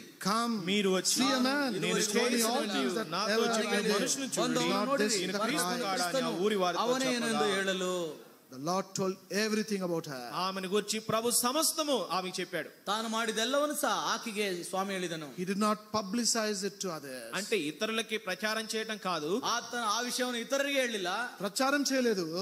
ప్రచారం చేయలేదు, ಪ್ರಚಾರ ಮಾಡಲಿಲ್ಲ. He told only her. అయితే ఆమెకు మాత్రమే చెప్పాడు. ಅದನ್ನು ಆಕೆಗೆ ಮಾತ್ರ ಹೇಳಿದನು. Dearly beloved, what we want to emphasize is the Lord is looking at you.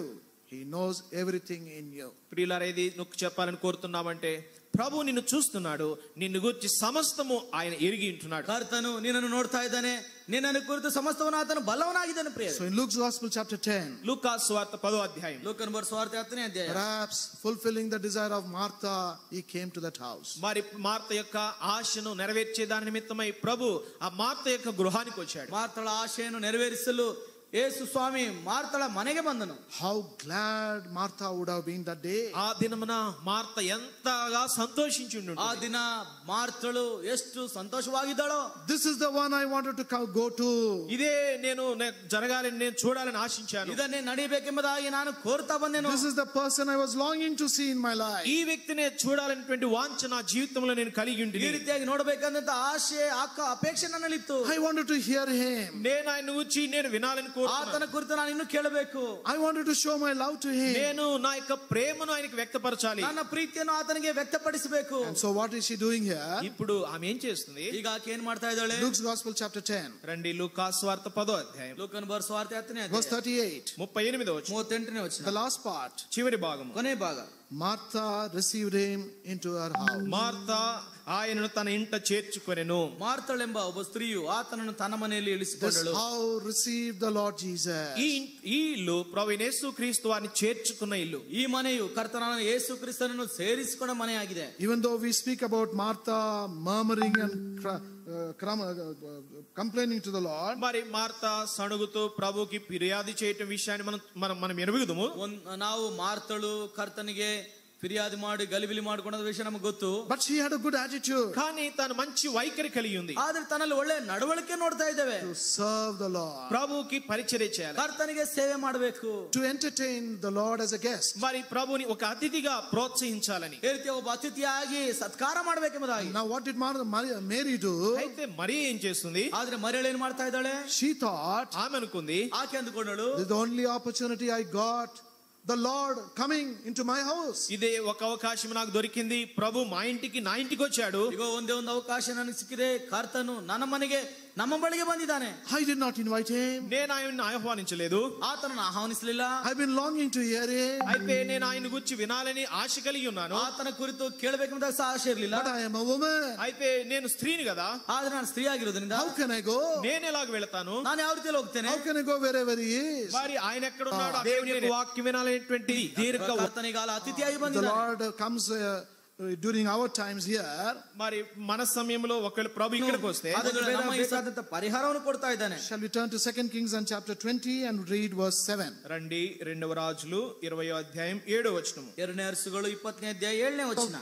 Bethany speaks about the house of God. బేతనియ దేవుని యొక్క మందిరాన్ని గురించి ಈ మాట్లాడుతుంది. ಬೇತನಿಯ ದೇವರ ಮಂದಿರವನ್ನು ಇದು ಅನ್ವಯಿಸುವಂತದ್ದಾಗಿದೆ. House of Fig speaks about the house of God. మరి యొక్క అంజూరపు ఆ గృహము దేవుని యొక్క మందిరాన్ని గురించి మాట్లాడుతుంది. ಅಂಜೂರದ ಮನೆ ದೇವರ ಮನೆಯನ್ನು ಕುರಿತು ಸಾದೃಶ್ಯವಾಗಿದೆ. You may think, మీరు అనుకుంటారు, ನೀವು ಅಂದುಕೊಳ್ಳಬಹುದು, oh, I am going to the house of God. నేను దేవుని మందిరానికి వెళుతున్నాను, ನಾನು ದೇವರ ಮಂದಿರಕ್ಕೆ ಹೋಗ್ತಾ ಇದ್ದೇನೆ, Everything will be all right. అంతా బాగా అయిపోతుంది, ಎಲ್ಲಾನು ಚೆನ್ನಾಗಿ ಹೋಗುತ್ತೆ, I must and should be there in heaven. నేను ఖచ్చితంగా మా పరలోకంలో ఉంటాను, ನಾನು ఉండాలి. ಖಚಿತವಾಗಿ ಪರಲೋಕದಲ್ಲಿ ಇರ್ತೇನೆ. No, that is not true. ప్రియులారా, అది సత్యం కాదు. ಪ್ರೇರೆ ಇದು ಸತ್ಯವಲ್ಲ. Maybe even as you are sitting here, బహుశా ఈ గడిలో కూడా నువ్వు ఇక్కడ కూర్చొని, ಬಹುಶಃ ನೀನು ಇಲ್ಲಿ ಕೂತಿರುವಾಗಲೂ, in the Lord's presence here, ఇక్కడ దేవుని సన్నిధిలో కూర్చొని, ದೇವರ ಸನ್ನಿಧಾನದಲ್ಲಿ ಕೂತ್ಕೊಂಡು, even as you go to the house of God Sunday after Sunday, ప్రతి వారం వెంబడి వారము ప్రతి ఆదివారం దేవుని మందిరానికి వెళ్ళినప్పటికీ కూడా, ಪ್ರತಿ ಭಾನುವಾರದ ನಂತರ ಪ್ರತಿ ವಾರ ನೀನು ದೇವರ ಮಂದಿರಕ್ಕೆ ಹೋಗಿದಾಗಲೂ ಸಹ, you are also sick like Lazarus. నీవు కూడా లాజరు వలె రోగముతో ఉన్నావు. ನೀನು ಸಹ ಲಾಜರನಾಗೆ ರೋಗಿಯಾಗಿದ್ದಿ. Incurable sickness it is. స్వస్థత లేనటువంటి, స్వస్థపరచలేనటువంటి రోగం అది. ಸ್ವಸ್ಥತೆ ಒಳಗಾಗದಂತ ರೋಗವದು. And what is that sickness? ఏంటి ఆ రోగము? ಆ ರೋಗವೇನು? There is nothing greater than the sickness of sin. పాపము కంటే మించిన రోగము మరి ఏదీ లేదు. ಪಾಪಕ್ಕಿಂತ ಮಿಗಿಲಾದಂತ ರೋಗ ಬೇರೆ ಯಾವುದೂ ಇಲ್ಲ. It is a ruining sickness. అనగా నాశనం చేసేటువంటి రోగం అది. ಅದನ್ನು ನಮ್ಮನ್ನು ನಾಶ ಮಾಡುವಂತ ರೋಗವದು. It is a destroying sickness. అది మనల్ని విచ్ఛిన్నం చేసేటువంటి రోగం అది. ಅದು ನಮ್ಮನ್ನು ಹಾಳು ಮಾಡುವಂತ ರೋಗವದು. It is a debilitating, weakening sickness. అది బలహీనపరిచేటువంటి, క్షీణింప చేసేటువంటి రోగం. ಅದು ನಮ್ಮನ್ನು ಬಲಹೀನಪಡಿಸುವಂತ, ಕ್ಷೀಣಿಸುವಂತ ರೋಗವದು. Finally and ultimately it will lead you to death and death alone. చిట్టు చివరిగా అంతమున ఆ రోగము నిన్ను మరణానికి తీసుకెళ్తుంది. ಕಟ್ಟಕಡೆಯಾಗಿ ಅದು ನಿನ್ನನ್ನು ಮರಣಕ್ಕೆ ಒಯ್ಯುವಂತದಾಗಿದೆ. If your sins are not yet forgiven, నీ పాపములు ఇంకను క్షమించబడకుండా ఉంటే, ನಿನ್ನ ಪಾಪವು ಇನ್ನೂ ಕ್ಷಮಿಸಲ್ಪಡದೇ ಇರುವುದಾದ್ರೆ, if you do not have the assurance of salvation, ఇప్పటి వరకు ఇంకను పాపములు క్షమించబడిన నిశ్చయత నీకు లేకుండా ఉంటే, ಇನ್ನು ನಿನ್ನ ಪಾಪಗಳು ಕ್ಷಮಿಸಲ್ಪಟ್ಟಿವೆ ಅನ್ನುವಂತ ನಿಶ್ಚಯತೆ if you are not ಇಲ್ಲದೇ ಇರುವುದಾದ್ರೆ, if you are not yet washed by the blood of the Lord Jesus Christ, ప్రభువైన యేసు క్రీస్తు వారి రక్తంతో నీవు కడగబడకుండా ఇప్పటి వరకు ఉంటే, ಕರ್ತನಾದ ಯೇಸು ಕ್ರಿಸ್ತನ ರಕ್ತದಿಂದ ನೀನು ಇನ್ನು ತೊಳೆಯಲ್ಪಡದೇ ಇರುವುದಾದ್ರೆ, you are no different from Lazarus. లాజరుకి నీకు ఎటువంటి వ్యత్యాసం లేదు. ಲಾಜರನಿಗೂ ನಿನಗೂ ಇದು ಬೇರೆ ಯಾವ ವಿಧವಾದ ವ್ಯತ್ಯಾಸವಿಲ್ಲ. So he was not only a secluded man, తాను వేరుగా ఉన్నటువంటి వ్యక్తి మాత్రమే ತಾನು కాదు, ಬೇರೆ ಆದಂತ ವ್ಯಕ್ತಿಯಾಗಿ ಮಾತ್ರ ಇರಲಿಲ್ಲ, he was a sickly man. తాను రోగి అయినటువంటి వ్యక్తి. ತಾನು ರೋಗಿಯಾದಂತ ವ್ಯಕ್ತಿಯಾಗಿದ್ದ. Then thirdly, మూడవదిగా ಮೂರನೇದಾಗಿ we read in John's Gospel chapter 11, రండి యోహాను సువార్త 11వ అధ్యాయం ಬನ್ನಿರಿ ಯೋಹನ ಬರೆದ ಸುವಾರ್ತೆ 11ನೇ ಅಧ್ಯಾಯ verse 39. 39వ వచనం. 39ನೇ ವಚನದಲ್ಲಿ John's Gospel chapter 11 and verse 39. Shall we all read together? యోహాను సువార్త 11వ అధ్యాయం 39వ వచనము మనందరం కలిసి చదువుకుంటాం. ಯೋಹನ ಬರೆದ ಸುವಾರ್ತೆ 11ನೇ ಅಧ್ಯಾಯ 39ನೇ ವಚನ ಎಲ್ಲರೂ ಸೇರಿ ಓದಿಕೊಳ್ಳೋಣ. Jesus says, take away the stone. Martha, the sister of him, was dead, said unto him, Lord, it stinketh, for he has been dead 4 days. The Lord said, roll the stone. ప్రభు చెప్పాడు, ఆ రాయిని దొర్లించండి. ఏ స్వామి ಹೇಳಿದನು, ಆ ಕಲ್ಲನ್ನು ತಗಿಸಿರಿ. Because he wanted to raise Lazarus. ఎందుకంటే ప్రభు లాజరును లేపాలని కోరుతున్నాడు. ಸ್ವಾಮಿ ಲಾಜರ್ನ ಎಬ್ಬಿಸಬೇಕೆಂಬುದಾಗಿ ಕೋರ್ತಾ ಇದ್ದಾನೆ. Nobody knew that. Nobody knew that. ఎవరికి ఆ విషయం తెలియదు. ಯಾರಿಗೂ ಈ ವಿಷಯ ಗೊತ್ತಿಲ್ಲ. So when he asked them to roll the stone, ఎప్పుడైతే ప్రభు అడిగాడో రాయిని దొర్లించమని, ಯಾವಾಗ ಈ ಕಲ್ಲನ್ನು ತೆಗಿರಿ ಎಂಬುದಾಗಿ ಹೇಳಿದನು, now at once Martha is speaking. వెంటనే మార్తా మాట్లాడుతుంది. ತಕ್ಷಣವೇ ಮಾರ್ತಳು ಮಾತನಾಡ್ತಾ And who ಇದ್ದಾಳೆ. is this Martha? ఎవరి మార్తా? ಈ ಮಾರ್ತಳು ಯಾರು? His own sister. ఆ లాజరుకి సొంత అక్క, ತನ್ನ ಲಾಜರಿಗೆ ಸ್ವಂತ ಅಕ್ಕ, ప్రియమైన అక్క గారు. ప్రియమైన అక్క గారు. ಪ್ರಿಯವಾದಂತ ಅಕ್ಕ ಅಲ್ಲ. What is he saying? ఆమె ఏం చెప్తుంది? ಏನೆಂಬುದಾಗಿ ಹೇಳ್ತಾ ಇದ್ದಾಳೆ? What is she telling about dead Lazarus? లాజరు గురించి మార్త ఏం చెప్తుంది? ಲಾಜರ್ನ ಕುರಿತು ಮಾರ್ತಳು ಏನ್ ಹೇಳ್ತಾ ಇದ್ದಾಳೆ? By this time he is stinking. ప్రభా ఇప్పటికి వాడు వాసన కొట్టును. ಈಗ ಸ್ವಾಮಿ ನಾತ ಹೊಡಿತಾ ಇದೆ. Secluded Lazarus. మరి వేరుగా ఉన్నటువంటి లాజరు, ಬೇರೆಯಾಗಿದ್ದಂತ ಲಾಜರ್ನು, Sickly and dead Lazarus. రోగి అయినట్టి రోగముతో మరణించిన లాజరు, ರೋಗಿಯಾಗಿದ್ದು ಸತ್ತೋದಂತ ಲಾಜರ್ನು, Now thirdly is a stinking Lazarus. ఇప్పుడు కుళ్ళి కంపు కొడుతున్న లాజరు. ಈಗ ನೋಡೋದಾದ್ರೆ ಕೊಳತು ನಾತ ಹೊಡಿತಾ ಇರುವಂತ That ಲಾಜರ್ನು. is what death will bring.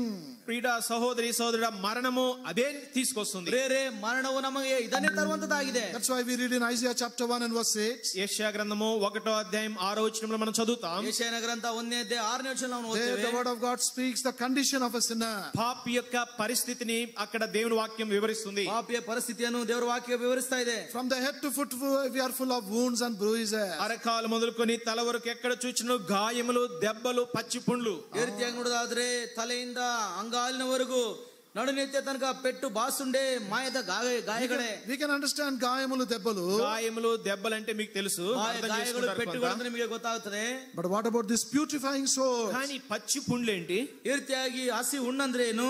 They emanate a very bad smell. అది దుర్గంధమును వెదజల్లుతాయి, దుర్వాసన వెదజల్లుతాయి. ವಾಸನೆ ಬರುವಂತದಾಗಿರ್ತದೆ. We find that on some lepers. మరి కొందరు కుష్ఠ రోగులు ఉంటారు, వారి దగ్గర మనం చూడవచ్చు. ಆ ಕೆಲವರು ಕುಷ್ಠರೋಗಿ ಇರ್ತಾರೆ, ಅವ್ರ ಬಳಿ ನಾವು ನೋಡಬಹುದು. They have these wounds of leprosy. ఆ యొక్క కుష్ఠ గాయములు వారు కలిగి ఉంటారు. ಕುಷ್ಠದ ಗಾಯಗಳವರುಳ್ಳರಾಗಿರ್ತಾರೆ. And if you go near them, వారికి సమీపంగా నువ్వు వెళితే ಒಂದು ವೇಳೆ ಅವರ ಸಮೀಪವಾಗಿ ನೀನು they ಹೋಗುದಾದ್ರೆ are not only incurable, మరి అది స్వస్థత దొరకనటువంటివే కావవి. ಅದು ಸ್ವಸ್ಥವಾಗದೇ ಇರುವಂತಗಳಲ್ಲ. but not now during the Old Testament times, మరి ఇప్పుడైతే కాదు, పాత నిబంధన కాలంలో ಈಗಲ ಹಳೆ ಒಡಂಬಡಿಕೆ ಕಾಲದಲ್ಲಿ but they also emanate a very bad smell. ఎంతో దుర్గంధాన్ని పుట్టిస్తాయి అవి. ಎಷ್ಟೋ ದುರ್ಗಂಧವನ್ನು ಅದು ಹುಟ್ಟಿಸುವಂತದಾಗಿದೆ. That is the condition of a sinner. పాపి యొక్క వాస్తవమైన పరిస్థితి అది. ಪಾಪಿಯ ನಿಜ ಸ್ಥಿತಿ ಇದೇ ಆಗಿದೆ. If your sins are not yet forgiven, నీ పాపములు ఇంకను క్షమించబడకుండా ఉంటే, ನಿನ್ನ ಪಾಪಗಳು ಇನ್ನೂ ಕ್ಷಮಿಸಲ್ಪಡದೇ ಇರುವುದಾದ್ರೆ, you may be a very handsome person. బహుశా నువ్వెంతో సౌందర్యము, అందం కలిగిన వ్యక్తివేమో. ಬಹುಶಃ ನೀನೆಷ್ಟು ಅಂದ ಚಂದವುಳ್ಳಂತ ವ್ಯಕ್ತಿ You may ಆಗಿರಬಹುದು. be a very good looking girl.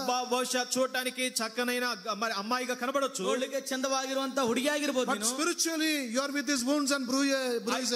అయితే ఆత్మీయంగా నీ యొక్క దెబ్బలు, గాయములు, పచ్చి పుండ్లు, దుర్వాసనతో ఉన్నాయి. ಆತ್ಮಿಕವಾಗಿ ನೀನು ಗಾಯಗಳು, ಪೆಟ್ಟುಗಳು, ಹಸಿ ಹುಣ್ಣಿನಿಂದ ಇದ್ದೀಯಾ. More than that, you are with this purifying soul. మరి దానికంటే అధికముగా దుర్గంధమునిచ్చేటువంటి పచ్చి పుండ్లు, ದುರ್ವಾಸನೆಯಿಂದ ಕೂಡಿದಂತ ಹಸಿ ಹುಣ್ಣುಗಳು ನೋಡ್ತಾ ಇದ್ದೇವೆ. That is the condition of Lazarus. లాజరు యొక్క పరిస్థితి కూడా అదే. ಲಾಜರ್ನ ಪರಿಸ್ಥಿತಿ ಇದೇ ಆಗಿತ್ತು. His sister is telling the Lord, మరి లాజరు యొక్క సొంత అక్కనే ప్రభుతో చెప్తుంది, ಲಾಜರ್ನ ಸ್ವಂತ ಅಕ್ಕ ಕರ್ತನಿಗೆ ಹೇಳ್ತಾ ಇದ್ದಾಳೆ, Prabhuva, he is stinking. ప్రభువా ఇప్పటికి వాసన కొట్టును. ಸ್ವಾಮಿ ಈಗಲೇ 4 ದಿನ ಆಯ್ತು ನಾತ ಹೊಡಿತಾ ಇದೆ. Maybe they all had to remove their handkerchiefs and close their nose. బహుశా ప్రభువా మరి హ్యాండ్ కర్చీఫ్ తీసి మరి ముక్కు మూసుకోవాలేమో ప్రభువా. ಹ್ಯಾಂಡ್ ಕರ್ಚೀಫ್ ತಂದು ಮೂಗು ಮುಚ್ಕೊಳ್ಬೇಕೇನೋ.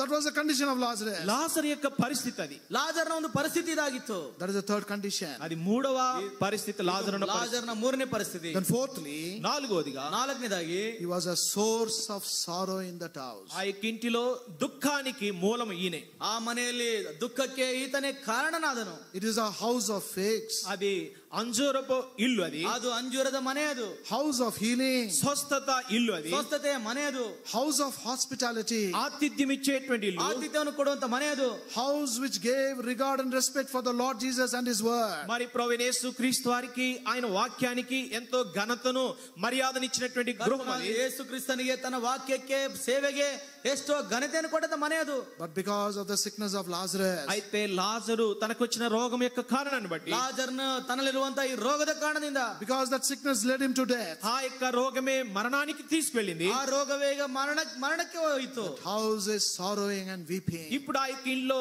ఏడ్పు, దుఃఖము, విలాపం ఉంటుంది. ಈಗ ಅವರ ಮನೆಯಲ್ಲಿ ಕಣ್ಣೀರು, నిట్టూసిరి ನೋಡ್ತಾ ಇದ್ದೇವೆ. How many homes are weeping like that? ఎన్ని గృహాలు ఈనాడు అలాగే ఏడుస్తుంటున్నాయి. ಈ ದಿನಗಳಲ್ಲಿ ಎಷ್ಟು ಮನೆಗಳು ಆ ರೀತಿಯಾಗಿ ಅಳುತ್ತಾ ಇವೆ. Maybe because of you and your sinful condition, your home also is in tears today. బహుశా నిన్ను బట్టి, నీ పాపం యొక్క పరిస్థితిని బట్టి నీ ఇంటిలో దుఃఖము, ఏడుపు ఉందేమో. ಬಹುಶಃ ನಿನ್ನ ನಿಮಿತ್ತವಾಗಿ, ನೀನು ಮಾಡಿದಂತ ಕಾರ್ಯ ನಿಮಿತ್ತವಾಗಿ, ನಿನ್ನ ಸ್ಥಿತಿಯನ್ನು ಕುರಿತು ನಿನ್ನ ಮನೆಯಲ್ಲಿ ದುಃಖವು ನಿಟ್ಟುಸಿರಿದೇನೋ. You brought your beloved father, your mother will begat you to tears today.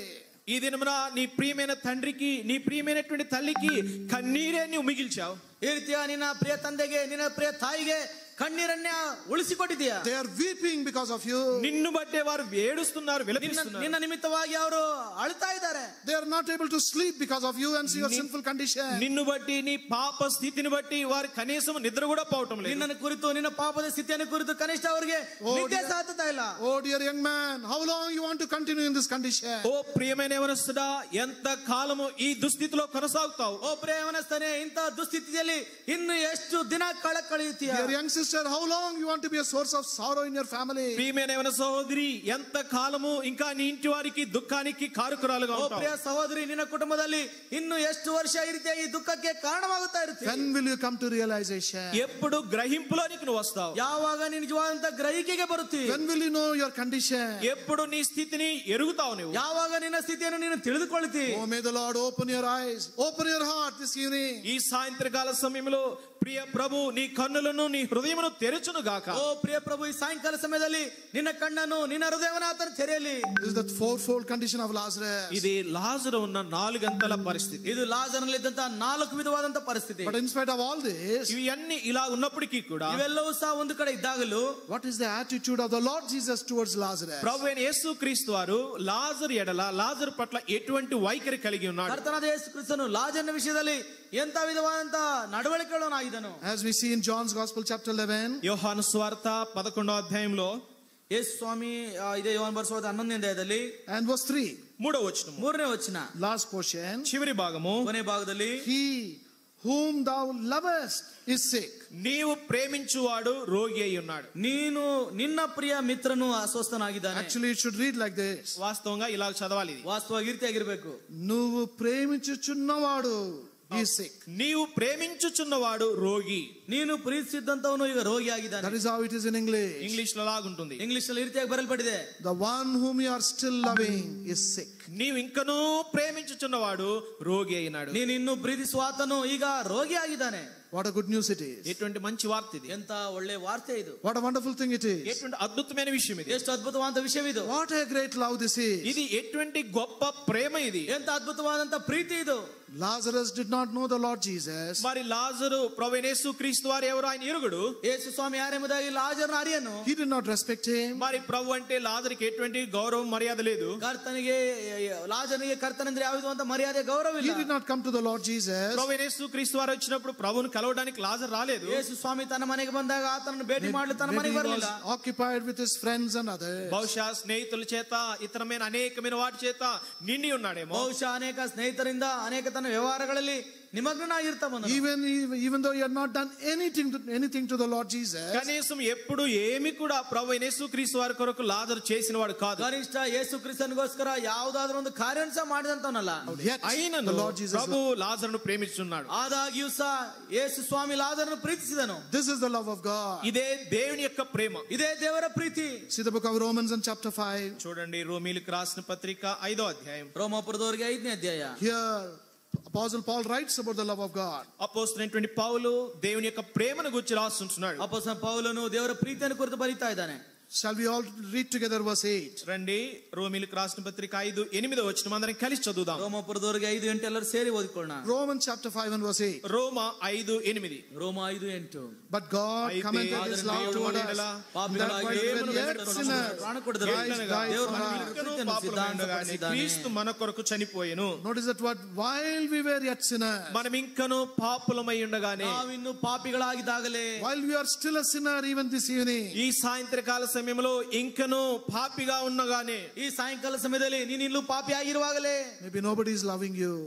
ఎవరు కూడా నిన్ను ప్రేమించడం లేదు. ಒಂದು ವೇಳೆ ಯಾರು ನಿನ್ನನ್ನು ಪ್ರೀತಿಸ್ತಾ ಇರಬಹುದು. Everybody is despising you. అందరూ కూడా నిన్ను తృణీకరిస్తున్నారు. ಒಂದು ವೇಳೆ ಎಲ್ಲರೂ ಸಹ ನಿನ್ನ ನಿರಾಕರಿಸ್ತಾ ಇದ್ದಾರೇನೋ. You are a rejected young man, rejected young girl. నీవు నిరాకరించబడిన యవనస్తుడివి, నిరాకరించబడిన యవనస్తురాలివి. ನೀನು ನಿರಾಕರಿಸಲ್ಪಡಂತ ಯವನಸ್ಥನು, ನಿರಾಕರಿಸಲ್ಪಡಂತ ಯವನಸ್ಥಳು ನೀನಾಗಿದ್ದೆ. Maybe you are debating within yourself. బహుశా నీలో నీవే మాట్లాడుకుంటున్నావేమో. ಬಹುಶಃ ನಿನ್ನಲ್ಲಿ ನೀನೇ ಈ ರೀತಿ ಮಾತನಾಡಿಕೊಳ್ತಾ ಇದ್ದೇನೋ. Is there anybody to love me? ఎవరైనా ఉన్నారా నన్ను ప్రేమించేవారు? ನನ್ನನ್ನು ಪ್ರೀತಿಸೋರು ಯಾರಾದ್ರೂ ಇದ್ದಾರಾ? Will anybody love me? ఎవరైనా నన్ను ప్రేమిస్తారా? ಯಾರು నన్ను ప్రీతిస్తారా? Will anybody love a person like me? మరి నాలాంటి వ్యక్తిని ఎవరైనా ప్రేమ కనపరుస్తారా? ನನ್ನಂತ ವ್ಯಕ್ತಿಯನ್ನು ಯಾರಾದರೂ ಪ್ರೀತಿ ತೋರಿಸ್ತಾರಾ? Will anybody show kindness and love to a sinner like me? ఎవరైనా పాపినైన నన్ను, నా పట్ల కనికరాన్ని, ప్రేమను వ్యక్తపరుస్తారా? ಇಂತ ಪಾಪಿಯಾದಂತ ನನ್ನ ಮೇಲೆ ಪ್ರೀತಿಸಿ ಕರುಣೆ ತೋರಿಸ್ತಾರಾ? Take courage, there is an answer for you. ధైర్యం తెచ్చుకో, ఆ విషయమై నీకు ఒక జవాబు ఉన్నది. ఇప్పుడు ఇగో ధైర్య ತೆಗೆದುಕೋ, ಈ ದಿನ ನಿನಗೆ ಉತ್ತರವಿದೆ. In your loneliness there is one to love you.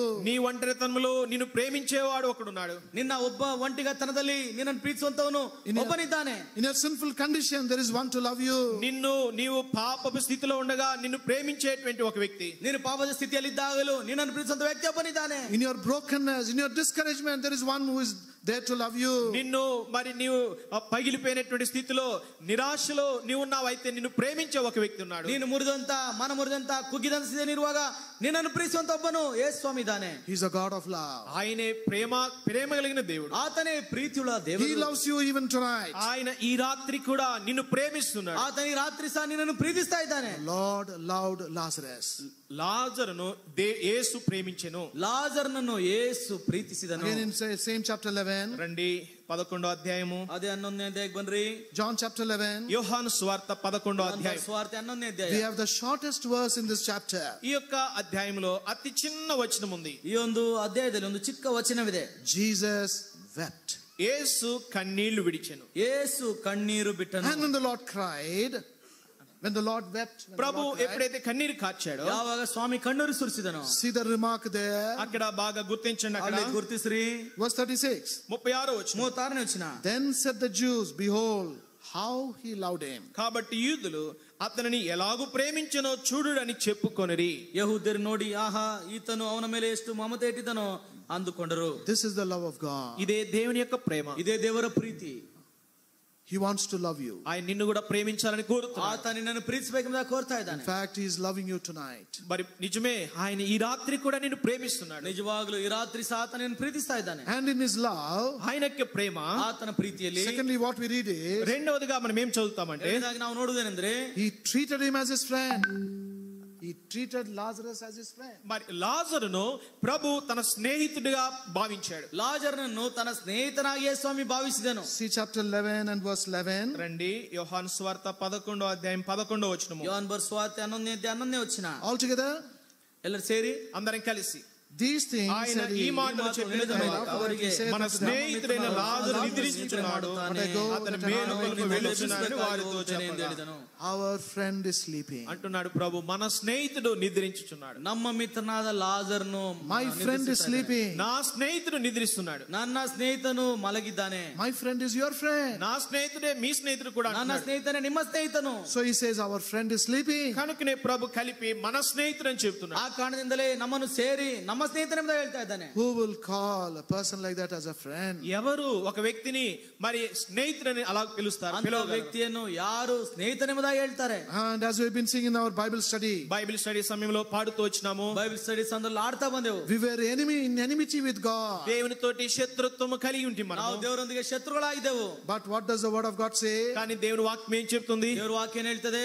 By slaying the enmity, he has brought in fellowship, friendship between us. ఆ యొక్క శత్రుత్వమును, ఆ విరోధ భావమును సంహరించి ప్రభు మనను స్నేహితులుగా చేసినాడు. ಆ ವಿರೋಧ ಭಾವದಿಂದ ಶತ್ರುತ್ವವನ್ನು ಆತನ ಶಿಲುಬೆ ಮೇಲೆ ಆತನ ಜಡಿದು ಹಾಕಿ ನಮ್ಮನ್ನು ಸ್ನೇಹಿತರನ್ನಾಗಿ ಮಾಡಿದನು. On the one side, because of our sins and iniquities, we are enemies to God. ఒక పక్క మన పాపములు దోషములను బట్టి దేవునికి మనం శత్రువులుగా ఉన్నాము. ಒಂದು ಕಡೆ ನಮ್ಮ ಪಾಪಗಳ ನಿಮಿತ್ತವಾಗಿ ನಮ್ಮ ದೋಷಗಳ ನಿಮಿತ್ತವಾಗಿ ದೇವರಿಗೆ ನಾವು ಶತ್ರುಗಳಾಗಿದ್ದೆವು. But when the Lord looks at us, అయితే ప్రభు మనల్ని చూచినప్పుడు ಆದ್ರೆ ಕರ್ತ ನಮ್ಮನ್ನು ನೋಡುವಾಗ He looks at you and I as a friend. ఆయన నిన్ను నన్ను ఒక స్నేహితుడిగా చూస్తున్నాడు. ನಿನ್ನನ್ನು ನನ್ನನ್ನು ಒಬ್ಬ ಸ್ನೇಹಿತನಾಗಿ ಆತ ನೋಡ್ತಾ ಇದ್ದಾನೆ. Who can do this? ఎవరు ఇలా చేయగలరు? ಯಾರು ಇದನ್ನು ಮಾಡಬಲ್ಲರು? This is the second attitude of the Lord Jesus towards Lazarus. లాజరు ఎడల లాజరు పట్ల ప్రభు కలిగి ఉన్నటువంటి రెండవ వైఖరి ఇది. ಈ ರೀತಿಯಾಗಿ ಲಾಜರನ ಪಕ್ಷದಲ್ಲಿ ದೇವರಿಗೆ ಇದ್ದಂತ ಎರಡನೇ ವೈಖರಿ ಇದಾಗಿತ್ತು. And thirdly, ಮೂರನೇದಾಗಿ He loved him so much that he wept for him. ప్రభు ఎంతగా ప్రేమించాడంటే లాజరు విషయమై ప్రభు కన్నీరు కార్చాడు. ಲಾಜರನನ್ನು ದೇವರು ಎಷ್ಟು ಮಾಡಿ ಪ್ರೀತಿಸಿದನೆಂದ್ರೆ ಆತನ ನಿಮಿತ್ತವಾಗಿ ಕಣ್ಣೀರು ಬಿಟ್ಟನು. This is the attitude of the Lord Jesus. ప్రభు యేసు క్రీస్తు వారి యొక్క వైఖరి ఇది. ಕರ್ತನಾದ ಯೇಸು ಕ್ರಿಸ್ತನ ವೈಖರಿ ಇದಾಗಿದೆ. He loved him. ఆయన ప్రేమించాడు. ಆತನನ್ನು ಪ್ರೀತಿಸಿದನು. He treated him as his friend. ఆయన స్నేహితుడిగా భావించాడు. ತನ್ನ ಸ್ನೇಹಿತನೆಂಬುದಾಗಿ ಭಾವಿಸಿದನು. He wept for him. ఆయన నిమిత్తమై లాజరు కొరకే ప్రభు కన్నీరు కార్చాడు. ಆತನ ನಿಮಿತ್ತವಾಗಿ ಲಾಜರನಿಗೋಸ್ಕರ ಕಣ್ಣೀರು ಸುರಿಸಿದನು. Not only Lazarus, మరి లాజరు కొరకు మాత్రమే కాదు, ಲಾಜರನಿಗೋಸ್ಕರ ಮಾತ್ರವಲ್ಲ, the Lord is loving you tonight. ఆయన ఈ రాత్రి నిన్ను కూడా మరి నీ కొరకు కూడా కన్నీరు ಈ కారుస్తున్నాడు. ರಾತ್ರಿ ಯೇಸು ಸ್ವಾಮಿ ನಿನಗೋಸ್ಕರ ಸಹ ಕಣ್ಣೀರು ಸುರಿಸ್ತಾ ಇದ್ದಾನೆ. క్షమించండి, ఈ రాత్రి నిన్ను కూడా ప్రేమిస్తుంటున్నాడు. ಪ್ರಿಯರೇ, ಈ ರಾತ್ರಿ ಯೇಸು ಸ್ವಾಮಿ ನಿನ್ನನ್ನು ಸಹ ಪ್ರೀತಿಸ್ತಾ ಇದ್ದಾನೆ. You are not his enemy. He is not viewing you as his enemy, but as a friend. అయితే నిన్ను శత్రువుగా చూడలేదు, కానీ నిన్ను స్నేహితుడిగా ఆయన చూస్తుంటున్నాడు. ಆತ ನಿನ್ನನ್ನು ವೈರಿಯಾಗಿ ನೋಡ್ತಾ ಇಲ್ಲ, ನಿನ್ನ ಸ್ನೇಹಿತನಾಗಿ ನೋಡ್ತಾ ಇದ್ದಾನೆ. And he is weeping for you. ఆయన నీ కొరకై కన్నీరు ಆತ కారుస్తున్నాడు. ನಿನಗೋಸ್ಕರ ಕಣ್ಣೀರು ಸುರಿಸುತ್ತಾ This is the ಇದ್ದಾನೆ. burden and concern the Lord has for you. ప్రభు నీ కొరకై నీ విషయమై కలిగి ఉన్నటువంటి భారము పట్టింపు ఇది. ಕರ್ತನು ನಿನ್ನಗೋಸ್ಕರ ನಿನ್ನ ವಿಷಯದಲ್ಲಿ ಇಂಥ ವಿಧವಾದಂತ ಚಿಂತೆ ಕಾಳಜಿಯುಳ್ಳವನಾಗಿದ್ದಾನೆ. Now what is this love doing? ఈ ప్రేమ ఏం చేస్తుంది? ಈ ಪ್ರೀತಿ ಏನ್ ಮಾಡ್ತದೆ? What is this friendship doing? ఈ స్నేహం ఏం చేస్తుంది? ಈ ಸ್ನೇಹವು ನಮ್ಮನ್ನು ಏನ್ ಮಾಡ್ತದೆ? We see in the same chapter 11. అదే అధ్యాయము 11వ అధ్యాయంలో చూస్తాం. ಅದೇ 11ನೇದಲ್ಲಿ ನೋಡೋದಾದ್ರೆ, We don't have time to read all those verses. అన్ని వచనాలు చదవడానికి మనకు సమయం లేదు. ಎಲ್ಲ ವಚನ ಓದಲಿಕ್ಕೆ ನಮ್ಗೆ ಸಮಯವಿಲ್ಲ. We read in verses 42 and 43. 42, 43 వచనములు చదువుతాం. 43ನೇ ವಚನ ನೋಡೋದಾದ್ರೆ, Verse 43, 43 వచనము 43ನೇ ವಚನ last portion. చివరి భాగం. ಕೊನೆಯ ಮಾತು. He said, Lazarus, come forth. లాజరు బయటికి రమ్ము. ಲಾಜರನೇ ಹೊರಗೆ ಬಾ. He's a dead Lazarus. ఆయన మృతుడైన లాజరు. ಈಗ ಸತ್ತಂತ ಲಾಜರ್ನು, He's a stinking Lazarus. మరి దుర్గంధము కొడుతున్న లాజరు. ನಾತ ಹೊಡೆಯುವಂತ ಲಾಜರ್ನು. What is the Lord doing? ఇప్పుడు ప్రభు ఏం ಈಗ చేస్తున్నాడు? ಕರ್ತನ ಏನ್ ಮಾಡ್ತಾ ಇದ್ದಾನೆ? Everybody is observing. అందరూ గమనిస్తున్నారు. ಎಲ್ಲರೂ ಗಮನಿಸ್ತಾ ಇದ್ದಾರೆ. What is he going to do? ప్రభు ఇప్పుడు ఏం చేస్తాడు? ಕರ್ತನಿಗೆ ಏನ್ He ಮಾಡ್ಲಿಕ್ಕಿದ್ದಾನೆ? should have come earlier. నువ్వు అయ్యా ముందే రావాల్సింది అసలుకి. ಅಯ್ಯ, ನೀನ್ ಸ್ವಲ್ಪ ಮುಂಚೆ ಬರ್ಬೇಕಾಗಿತ್ತು. He has come so late. ఇప్పుడు ఎంత ఆలస్యంగా వచ్చావు? ಆತನೆಷ್ಟೋ ತಡವಾಗಿ ಬಂದನು. And suddenly, అకస్మాత్తుగా ಅಕಸ್ಮಾತ್ ಆಗಿ they are hearing this voice. ఒక స్వరాన్ని శబ్దం వింటున్నారు. ಒಂದು ಶಬ್ದವನ್ನು ಕೇಳಿದರು. Lazarus, come forth. లాజరు బయటికి రా. ಲಾಜರ್ನೇ ಎದ್ದು ಬಾ. What is the meaning of that? దాని అర్థం ఏమిటి? ಇದರ ಅರ್ಥವೇನು? The quickening power and the life of the Lord Jesus Christ. మరి ఉజ్జీవింప చేసేటువంటి ప్రభువైన యేసు క్రీస్తు వారి యొక్క శక్తి. ಜೀವನ ಕೊಡುವಂತ, ಉಜ್ಜೀವನ ಮಾಡುವಂತ ಯೇಸು ಕ್ರಿಸ್ತನಲ್ಲಿರುವಂತ ಶಕ್ತಿಯನ್ನು ನೋಡ್ತಾ ಇದ್ದೇವೆ. This is the life and power in the Lord Jesus Christ. ప్రభువైన యేసు క్రీస్తు వారిలో ఉన్నటువంటి జీవము శక్తి ఇది. ಕರ್ತನಾದ ಯೇಸು ಕ್ರಿಸ್ತನಲ್ಲಿರುವಂತ ಜೀವ ಶಕ್ತಿ ಇದೇ ಆಗಿದೆ. Today, even as you are dead in your sins and trespasses, నీవు ఈ దినమున నీ పాపములు అపరాధములు నీవు కూడా చచ్చిన వాడుగా చచ్చిన దానుగా ఉంటే, ಈ ದಿನದಲ್ಲಿ ನಿನ್ನ ಪಾಪದ ನಿಮಿತ್ತವಾಗಿ, ಅಪರಾಧ ನಿಮಿತ್ತವಾಗಿ ನೀನು ಸತ್ತ ಸ್ಥಿತಿಯಲ್ಲಿರುವಾಗಲೂ He is willing and able to raise you from your dead condition. నీ యొక్క మృతమైన స్థితి నుండి నిన్ను లేపడానికి ప్రభు సంసిద్ధంగా ఉన్నాడు, సామర్థ్యం కలిగిన వాడుగా ఉన్నాడు. ನಿನ್ನ ಸತ್ತಂತ ಸ್ಥಿತಿಯಿಂದ ಆತನ ಎಬ್ಬಿಸಲು ಸಾಮರ್ಥ್ಯವುಳ್ಳವನಾಗಿದ್ದಾನೆ, ಆತನು ಸಿದ್ಧನಾಗಿದ್ದಾನೆ. So Lazarus is coming into a new experience. ఇప్పుడు లాజరు క్రొత్త అనుభవంలోనికి వస్తున్నాడు. ಈಗ ಲಾಜರನು ಒಂದು ಹೊಸ ಅನುಭವಕ್ಕೆ ಬರ್ತಾ ಇದ್ದಾನೆ. The resurrected life of the Lord is coming into him. మరి పునరుద్ధానుడైనటువంటి ప్రభు యొక్క శక్తి ఆయనలోనికి వస్తుంది. ಪುನರುತ್ಥಾನವಾದಂತ ಯೇಸು ಕ್ರಿಸ್ತನ ಜೀವ ಶಕ್ತಿ ಆತನಲ್ಲಿ ಕಂಡು ಬರ್ತಾ Because ಇದೆ. the Lord had already told Martha, మరి అప్పటికే ప్రభు మార్తతోటి ప్రభు చెప్పాడు, ಆಗಲೇ ಸ್ವಾಮಿಗೆ ಮಾರ್ತನೆ ಹೇಳ್ತಾ ಬಂದನು, Martha, I am the resurrection and life. Martha పునరుద్ధానమును జీవమును నేనే. ವಾರ್ತೆಗೆ ಹೇಳ್ತಾ ಇದ್ದಾನೆ, ನಾನೇ ಪುನರುತ್ಥಾನವು ಜೀವವಾಗಿದ್ದೇನೆ. I can bring life into this dead Lazarus. మృతుడైనటువంటి చనిపోయిన ఈ లాజరుకి నేను జీవాన్ని ఇవ్వగలను. ಈ ಸತ್ತೋದಂತ ಲಾಜರ್ನಿಗೆ ನಾನು ಜೀವ ಕೊಡಬಲ್ಲೆನು. Similarly, He can bring that life into you even tonight. అదే రీతిగా ప్రభు ఈ రాత్రి నీలో కూడా ఆయన జీవమును ఇవ్వగలడు. ಅದೇ ವಿಧವಾಗಿ ರಾತ್ರಿ ನಿನ್ನ ಜೀವಿತದಲ್ಲಿ ಸಹ ಆ ಜೀವವನ್ನು ಆತನು ಕೊಡಬಲ್ಲನು. Now when the Lord shouted, come out, Lazarus. మరి ప్రభు లాజరు బయటికి రమ్మని కేక వేయగానే ಯಾವಾಗ ಲಾಜರ್ನೇ ಎದ್ದು ಬಾ ಎಂಬುದಾಗಿ ಯೇಸು ಸ್ವಾಮಿ ಕೂಗುವಾಗ Oh, this voice went with great power into the body of Lazarus. ఈ యొక్క స్వరము ప్రభు వేసినటువంటి కేక ఎంతో శక్తితో ప్రభావంతో లాజరు యొక్క దేహంలోనికి చొచ్చుకొని పోయింది. ಯೇಸು ಸ್ವಾಮಿ ಹೇಳಿದಂತ ಈ ಮಾತು ಎಷ್ಟೋ ವೇಗವಾಗಿ ಎಷ್ಟೋ ಶಕ್ತಿಯಿಂದ ಪ್ರಭಾವದಿಂದ ಲಾಜರನ ದೇಹದಲ್ಲಿ ಹೋಯಿತು. He came out alive. మరి సజీవుడిగా బయటకు వచ్చాడు. ಈಗ ಸಜೀವನಾಗಿ ಎದ್ದು ಬಂದಿದ್ದಾನೆ. All were astonished. అందరూ కూడా ఆశ్చర్యచకితులయ్యారు. ಆಶ್ಚರ್ಯಗೊಳ್ತಾ ಇದ್ದಾರೆ. What is this? ఏమిటిది? ಓ ಇದೇನಿದು? Who can do this? ఎవరు ఇలా చేయగలరు? ಯಾರು ಇದನ್ನು ಮಾಡಬಲ್ಲರು? Lazarus has come back. లాజరు బయటకు వచ్చాడు. ಲಾಜರ್ ತಿರುಗಿ ಬಂದಿದ್ದಾನೆ. Lazarus has got life again. లాజరుకి తిరిగి మరలా ప్రాణం వచ్చింది. ಲಾಜರ್ನಿಗೆ ತಿರುಗಿ ಜೀವ ಬಂತು. But what is that life? అయితే ఆ జీవం ఎటువంటిది? ಈ ಜೀವ ಎಂತ ಜೀವ? Not with the sickness with which he died. ఏ రోగంతో అయితే చనిపోయాడో అది కాదు. ಯಾವ ಜೀವ ರೋಗದಿಂದ ಸತ್ತೋದನೋ ಆ ಜೀವದಿಂದ ಬರಲಿಲ್ಲ. That sickness is gone. ఆ రోగము వెళ్ళిపోయింది. ಆ ರೋಗ ಹೊರಟೋಯ್ತು.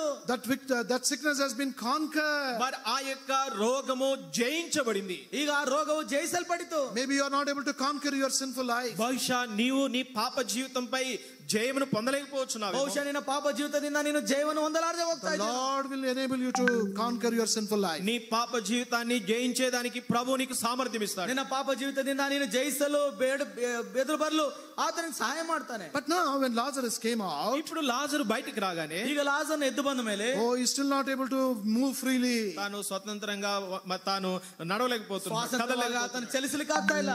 His body is moving. మరి దేహం ఏమో కదులుతుంది. ದೇಹ ನೋಡುದಾದ್ರೆ ಆ ರೀತಿಯಾಗಿ ಅಲ್ಲಾಡ್ತಾ ಇದೆ. Maybe he was talking. బహుశా మాట్లాడుతున్నాడు. ఎంతసేపు ఎక్కడున్నాను ఇంతసేపు? ಓ ಇಲ್ಲಿಯವರು ನಾನು ఎಲ್ಲಿದ್ದೆ? ఎందుకు ఇలాగున్నాను? ఎందుకు ఇలాగున్నాను? ಯಾಕೆ ನಾನು ಈ ರೀತಿಯಾಗಿದ್ದೇನೆ? Why? ఎందుకు? ಯಾಕೆ ಇದು? What of God says? దేవుని వాక్యం చెప్తుంది. ದೇವರ ವಾಕ್ಯ ಹೇಳುತ್ತದೆ. He was in his grave clothes. మరి ఆ యొక్క వస్త్రములతో ఆయన చుట్టారు. మృతమైన వస్త్రములు. సమాధియ బట్టಗಳಿಂದ ಸುತ್ತಲ್ಪಟ್ಟಿದ್ದನು. That is why the Lord is giving a command there. కనుకనే ప్రభు ఒక ఆజ్ఞ ఇస్తున్నాడు. ಆದ್ರಿಂದ ಈ ಸ್ವಾಮಿಯಲ್ಲಿ ಒಂದು ಆಜ್ಞೆ ಕೊಡ್ತಾ ಇದ್ದಾನೆ. Loose him and let him go. అతని కట్లు విప్పి పోనీయుడి. ಅವನನ್ನು ಬಿಚ್ಚಿರಿ ಹೋಗಲಿ ಎಂಬುದಾಗಿ ಹೇಳ್ತಾ ಇದ್ದಾನೆ. Because even though he was brought alive, తాను సజీవంగా బయటికి తీసుకురాబడినప్పుడు ಆತನು ಸಜೀವನಾಗಿ ಹೊರಗೆ ತಂದಾಗಲೂ there is no liberty. తనకి స్వేచ్ఛ స్వతంత్రం లేదు. ತನಗೆ ಯಾವ ವಿಧವಾದಂತ ಸ್ವಾತಂತ್ರ್ಯ ಇರಲಿಲ್ಲ. There is no freedom. తనకి స్వాతంత్రం లేదు. ತನಗೆ ಯಾವ ವಿಧವಾದಂತ ಸ್ವಾತಂತ್ರ್ಯ ಇರಲಿಲ್ಲ. And that is why the Lord had to tell the people, అక్కడ ఉన్నటువంటి వారితో ప్రభు చెప్పాడు. ಆ ಕಾರಣದಿಂದಲೇ ಅಲ್ಲಿದ್ದಂತವರಿಗೆ ಕರ್ತನ ಹೇಳಿದನು, lose him and let him go. మరి ఆయన కట్లు విప్పి అతనిని పోనీయుడి. ಆತನನ್ನು ಬಿಚ್ಚಿರಿ ಹೊರಟೋಗಲಿ. So he got in him the resurrection life first of all. మొట్టమొదటిగా తనలోనికి పునరుద్ధానపు జీవమును తాను పొందాడు. ಮೊದಲದಾಗಿ ತನ್ನಲ್ಲಿ ಪುನರುತ್ಥಾನ ಜೀವನ ಹೊಂದಿದನು. He has been quickened and brought into life again. తిరిగి తాను బ్రతికించబడ్డాడు. ತಿರುಗಿ ಆತನು ಬದುಕಿಸಲ್ಪಟ್ಟನು. Now secondly, రెండవదిగా ಎರಡನೇದಾಗಿ he is experiencing a liberated life. ఇప్పుడు స్వాతంత్రము మనగా మరి స్వేచ్ఛను పొందేటువంటి జీవిత అనుభవంలోనికి ಈಗ వచ్చినాడు. ಬಿಡುಗಡೆ ಹೊಂದಿದಂತ ಜೀವಿತವನ್ನು ಆತನು ಹೊಂದಿದನು. This is the liberation, the freedom and liberty the Lord Jesus alone can give you. ప్రభువైన యేసుక్రీస్తు వారు ఆయనొక్కడు మాత్రమే ఈ స్వేచ్ఛను స్వాతంత్రమును నీకు ఇవ్వగలడు. ಇಂತ ಸ್ವೇಚ್ಛೆಯನ್ನು ಬಿಡುಗಡೆಯನ್ನು ಸ್ವಾತಂತ್ರ್ಯನು ಕೇವಲ ಕರ್ತನಾದ ಯೇಸು ಕ್ರಿಸ್ತನು ಮಾತ್ರನೇ ಕೊಡಬಲ್ಲನು. And thirdly, ಮೂರನೇದಾಗಿ the Lord told them, lose him, let him go. ప్రభు చెప్పాడు మూడవదిగా అతని కట్లు విప్పి ఆయన పోనీయుడి. ಈಗ ಯೇಸು ಸ್ವಾಮಿ ಹೇಳ್ತಾ ಇದ್ದಾನೆ, ಅವನನ್ನು ಬಿಚ್ಚಿರಿ ಹೋಗಲಿ. The Lord did not say lose him so that I will take him along with me. ప్రభు ఇలా చెప్పలేదు, ఆయన కట్లు విప్పండి నేను ఆయన నాతో తీసుకెళ్తానని. ಯೇಸು ಸ್ವಾಮಿ ಅವನ ಕಟ್ಟನ್ನು ಬಿಚ್ಚಿರಿ ನಾನು ಅವನನ್ನು ತೆಗೆದುಕೊಂಡು ಹೋಗ್ತೇನೆ ನಾನು ಹೇಳಿಲ್ಲ. He gave him an option. అక్కడ ఒక ఆప్షన్ ఇచ్చాడు, ఎంచుకోవాలి. ಒಂದು ಆಯ್ಕೆಯನ್ನು ಕೊಟ್ಟನು. Lose him and let him go. ఆయన కట్లు విప్పి ఆయన పోనీయుడి. ಈಗ ಬಿಚ್ಚಿ ಅವನನ್ನು ಹೋಗಕೊಡ್ರಿ. Where is he going? ఇప్పుడు ఎక్కడికి వెళుతున్నాడు? ಈಗ ಎಲ್ಲಿ ಹೋಗ್ತಾ ಇದ್ದಾನೆ? Where is he found? ఎక్కడ కనబడుతున్నాడు? ಎಲ್ಲಿ ಕಂಡು ಬರ್ತಾ ಇದ್ದಾನೆ? Now Lazarus is also found in Bethany. ఇప్పుడు లాజరు కూడా బేతనీలో కనబడుతున్నాడు. ಈಗ ಲಾಜರನು ಸಹ ಬೇತಾನ್ಯದಲ್ಲಿ ಕಂಡು ಬರ್ತಾ ಇದ್ದಾನೆ. Not only Mary and Martha are there. Martha Maria వారిద్దరు మాత్రమే కాదు, ಕೇವಲ ಅಲ್ಲಿ ಮಾರ್ತಾಳು ಮರಿಯರು ಮಾತ್ರವಿಲ್ಲ, even Lazarus is there. లాజరు కూడా ఉన్నాడు అక్కడ. ಅಲ್ಲಿ ಲಾಜರನು ಸಹ ಇದ್ದಾನೆ. That is what we read in chapter 12. 12వ అధ్యాయంలో ఆ విషయాన్ని మనం చదువుతాం. ಅದನ್ನೇ 12ನೇ ಅಧ್ಯಾಯದಲ್ಲಿ ನಾವು ನೋಡ್ತೇವೆ. And what is Lazarus doing? అక్కడ లాజరస్ ఏం చేస్తున్నాడు? ಇಲ್ಲಿ ಲಾಜರನು ಏನು ಮಾಡ್ತಾ ಇದ್ದಾನೆ? Now both Akkagarulu, they are preparing the food again. అక్కగారులు ఇద్దరు కలిసి అక్కడ భోజనం సిద్ధపరుస్తున్నారు. వస్తున్నారు. ಅಲ್ಲಿ ಅಕ್ಕ ಸಹೋದರಿ ಇಬ್ಬರು ಊಟ ಸಿದ್ಧ ಮಾಡ್ತಾ ಇದ್ದಾರೆ. They are serving the food also. మరి ఆహారాన్ని వడ్డిస్తున్నారు కూడా. ಅಲ್ಲಿ ಊಟ ಬಡಿಸ್ತಾ ಇದ್ದಾರೆ. Now what is Lazarus doing? Lazarus ఏం ಈಗ చేస్తున్నాడు? ಲಾಜರ್ ಎಲ್ಲಿದ್ದಾನೆ? He is sitting at the table with the Lord Jesus. లాజరు ప్రభు యేసు క్రీస్తు వారితో కూడా కలిసి భోజనమునకు కూర్చున్నాడు బల్ల ಈಗ యొద్ద. ಲಾಜರ್ ಸಹ ಯೇಸು ಸ್ವಾಮಿ ಸಂಗಡ ಕೂತವರಲ್ಲಿ ಒಬ್ಬನಾಗಿ ಕಂಡು ಬರ್ತಾ ಇದ್ದಾನೆ. Coming into a life of fellowship with the Lord. ప్రభు యేసు క్రీస్తు వారితో సహవాసము ఆ అనుభవంలోనికి వచ్చాడు. ಕರ್ತನಾದ ಯೇಸು ಕ್ರಿಸ್ತನ ಸಹವಾಸದೊಳಗೆ ಆತನ ಅನುಭವದಲ್ಲಿ ಬರ್ತಾ ಇದ್ದಾನೆ. This is what will happen when the Lord quickens you, brings you into life. ప్రభు నిన్ను బ్రతికింపచేసి తిరిగి నిన్ను జీవంలోనికి తీసుకుని వచ్చినప్పుడు నీకు సంభవించేది ఇది. ಕರ್ತನು ನಿನ್ನನ್ನು ಬದುಕಿಸುವಂತೆ ಮಾಡಿ ತಿರುಗಿ ಜೀವದಲ್ಲಿ ತೆಗೆದು ತರುವಾಗ ನಿನಗೆ ಬರುವಂತ ಅನುಭವ ಇದೆ ಆಗಿದೆ. You not only enjoy freedom and spiritual liberty, నీవు ఆత్మ సంబంధమైన స్వేచ్ఛ స్వాతంత్ర్యమును అనుభవించడం మాత్రమే కాదు, ಆತ್ಮ ಸಂಬಂಧವಾದ ಬಿಡುಗಡೆ ಸ್ವಾತಂತ್ರ್ಯ ನೀನು ಅನುಭವಿಸುವುದು ಮಾತ್ರವೇ ಅಲ್ಲ, you are brought into fellowship. నీవు సహవాసములోనికి ನೀನು తీసుకురాబడతావు. ಸಹವಾಸದಲ್ಲಿ ತೆಗೆದುಕೊಂಡು ಬರುತ್ತೆ. With whom? ఎవరితోటి? ಯಾರೊಂದಿಗೆ? With the Lord Jesus. ప్రభువైన యేసు క్రీస్తు వారితో. ಕರ್ತನಾದ ಯೇಸು ಕ್ರಿಸ್ತನೊಂದಿಗೆ. And where? ఎక్కడ? ಎಲ್ಲಿ? In Bethany. బేతనీయలో. ಬೇತಾನ್ಯದಲ್ಲಿ. House of figs. మరి అంజూరపుల ఇల్లు. ಅಂಜೂರದ ಮನೆಯಲ್ಲಿ. House of health. మరి ఆరోగ్యం ఇచ్చే ఇల్లు. ಆ ಸ್ವಸ್ಥ ಮಾಡುವಂತ ಮನೆಯಲ್ಲಿ. There is no more sickness in the life of Lazarus. లాజరు యొక్క జీవితంలో అతడిది ఏ మాత్రం కూడా రోగం అనేది ఇంకా కనబడలేదు. ಯಾವ ವಿಧವಾದಂತಹ ಕಾಯಿಲೆ ಲಾಜರ್ನಲ್ಲಿಲ್ಲ. This is the house of God. ఇదే దేవుని యొక్క ఇల్లు. ಇದೇ ದೇವರ ಮನೆ. That is where the Lord will bring you. అక్కడికే ప్రభు నిన్ను తీసుకొస్తుంటాడు. ಅಲ್ಲಿಗೆ ದೇವರು ನಿನ್ನನ್ನು ತೆಗೆದುಕೊಂಡು ಬರ್ತಾ ಇದ್ದಾನೆ. And then finally, చివరిగా ಕೊನೆಯದಾಗಿ what do we read about Lazarus? లాజరును గురించి ఏం చదువుతాం? ಲಾಜರನ ಕುರಿತು ಏನ್ ಮಾಡ್ತಾ ಇದ್ದೇವೆ? John's Gospel chapter 12. యోహాను సువార్త 12వ అధ్యాయం. ಯೋಹಾನ ಬರೆದ ಸುವಾರ್ತೆ 12ನೇ ಅಧ್ಯಾಯ. We read many people gathered and came to the house in Bethany. అనేకులు ఆ యొక్క బేతనియ ఆ గృహానికి వచ్చారు. ಅನೇಕರು ಬೇತನಿಯ ಗೃಹದಲ್ಲಿ ಮನೆಗೆ ಬಂದರು. What for? దేని కొరకు వచ్చారు? ಯಾಕೆ ಬಂದರು? Verse 9 we read 9వ వచనంలో 9ನೇ ವಚನದಲ್ಲಿ that they might see Lazarus also. లాజరును కూడా చూడవచ్చిరి. ಲಾಜರನ್ನು ಸಹ ನೋಡಬೇಕೆಂಬುದಾಗಿ ಬಂದರು. What does it mean? ఏంటి దీని అర్థము? ಇದರ ಅರ್ಥವೇನು? They not only came to see the Lord Jesus, మరి ప్రభువైన యేసు క్రీస్తు వారిని మాత్రమే చూడడానికి రాలేదు కానీ ಕರ್ತನಾದ ಯೇಸು ಕ್ರಿಸ್ತನನ್ನು ನೋಡಲು ಮಾತ್ರ ಅವರು ಬರಲಿಲ್ಲ. they came there to see Lazarus also. లాజరును కూడా చూడవచ్చిరి. ಲಾಜರನ್ನು ಸಹ ನೋಡಲಿಕ್ಕೆ ಬಂದರು. Both are in Bethany now. ఇరువురు కూడా బేతనీలో ఉన్నారు ఇప్పుడు. ಈಗ ಇವರಿಬ್ಬರು ಸಹ ಬೇತನಿಯಲ್ಲಿದ್ದಾರೆ. Both are in the house of figs now. ఇరువురు కూడా అంజూరపుల ఇల్లు అక్కడున్నారు. ಈಗ ಇಬ್ಬರು ಸಹ ಅಂಜೂರದ ಮರದ ಆ ಮನೆಯಲ್ಲಿದ್ದಾರೆ. Lazarus with Jesus. లాజరు ప్రభుతో ఉన్నాడు. ಲಾಜರನು ಕರ್ತನೊಂದಿಗಿದ್ದಾನೆ. The Lord with Jesus, with Lazarus. ప్రభువు లాజరుతో ఉన్నాడు. ಕರ್ತನು ಸಹ This ಲಾಜರನೊಂದಿಗಿದ್ದಾನೆ. is what will happen in your life. నీ జీవితంలో కూడా ఇలా జరుగుతుంది. ನಿನ್ನ ಜೀವಿತದಲ್ಲಿ ಸಹ ಇದೇ ಸಂಭವಿಸುತ್ತದೆ. And then we see further in the same chapter. అదే అధ్యాయంలో తర్వాత ముందు భాగంలో మనం చూస్తాం. ಅದೇ ನಾವು ಮುಂದೆ ನೋಡುವಾಗ Verse 11 shall we all read together?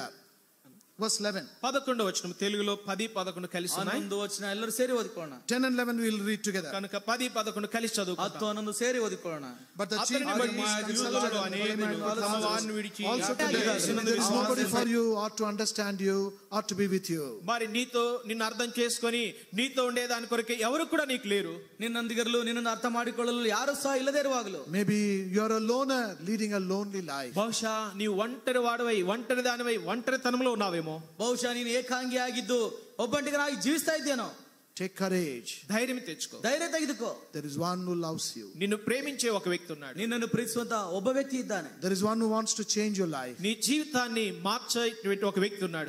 ನಿನ್ನ ಜೀವಿತವನ್ನು ಮಾರ್ಪಡಿಸುವಂತ ಒಬ್ಬ ವ್ಯಕ್ತಿ ಇದ್ದಾನೆ. From a source of sorrow, Lazarus became a source of joy for all. మరి దుఃఖానికి కారకుడైనటువంటి ఈ లాజరే సంతోషానికి ఆనందానికి కారకుడైన లాజరుగా మారాడు. ಯಾವ ಲಾಜರನು ದುಃಖಕ್ಕೆ ಕಾರಕನಾಗಿದ್ದನೋ ಅದೇ ಲಾಜರನು ಆನಂದಕ್ಕೆ ಸಂತೋಷಕ್ಕೆ ಕಾರಣನಾದನು. The Lord will change your life over like that. మరి ఈ రీతిగా ప్రభు నీ జీవితాన్ని కూడా మారుస్తాడు. ಈ ವಿಧವಾಗಿ ಕರ್ತನು ನಿನ್ನ ಜೀವಿತವನ್ನು ಸಹ ಮಾರ್ಪಡಿಸ್ತಾನೆ.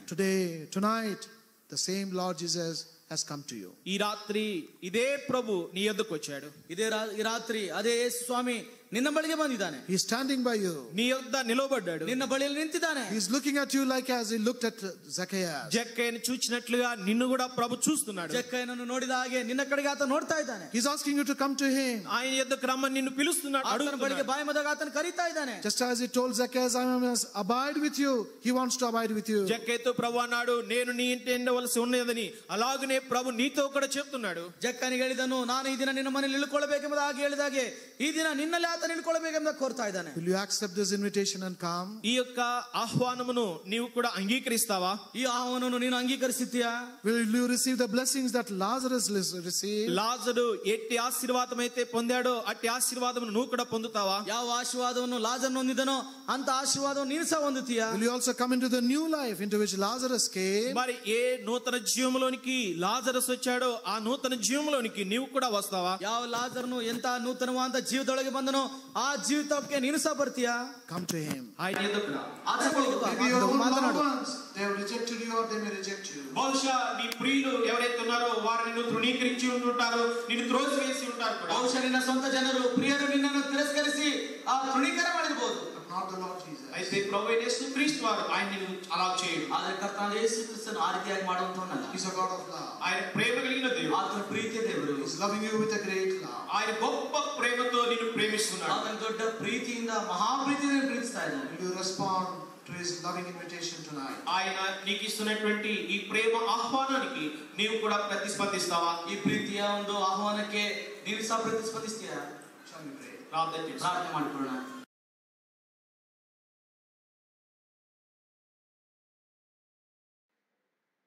ప్రార్థన చేసుకుంటాం.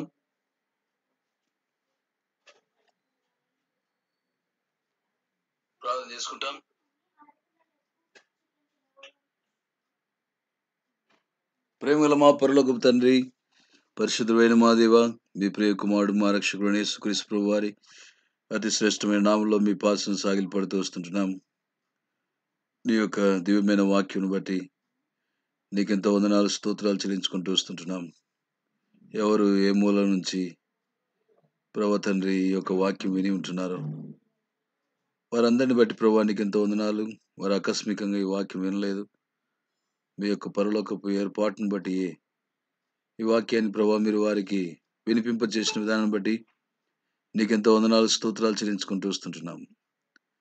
నమ్మకమైన తండ్రి దేవా, నిజంగా జక్కయ్యను చూచి ప్రేమించిన దేవుడు, జక్కయ్యను వెతికి రక్షించిన దేవుడు, నశించిపోతున్న పాపిని ప్రభువా వెతికి రక్షించుటకు మనిషి కుమారుడుగా మీరు లోకానికి వచ్చి జక్కయ్యను రక్షించినట్లుగా నమ్మకమైన తండ్రి అనేకులు రక్షించాలని కోరుచూ ఉంటున్నావు.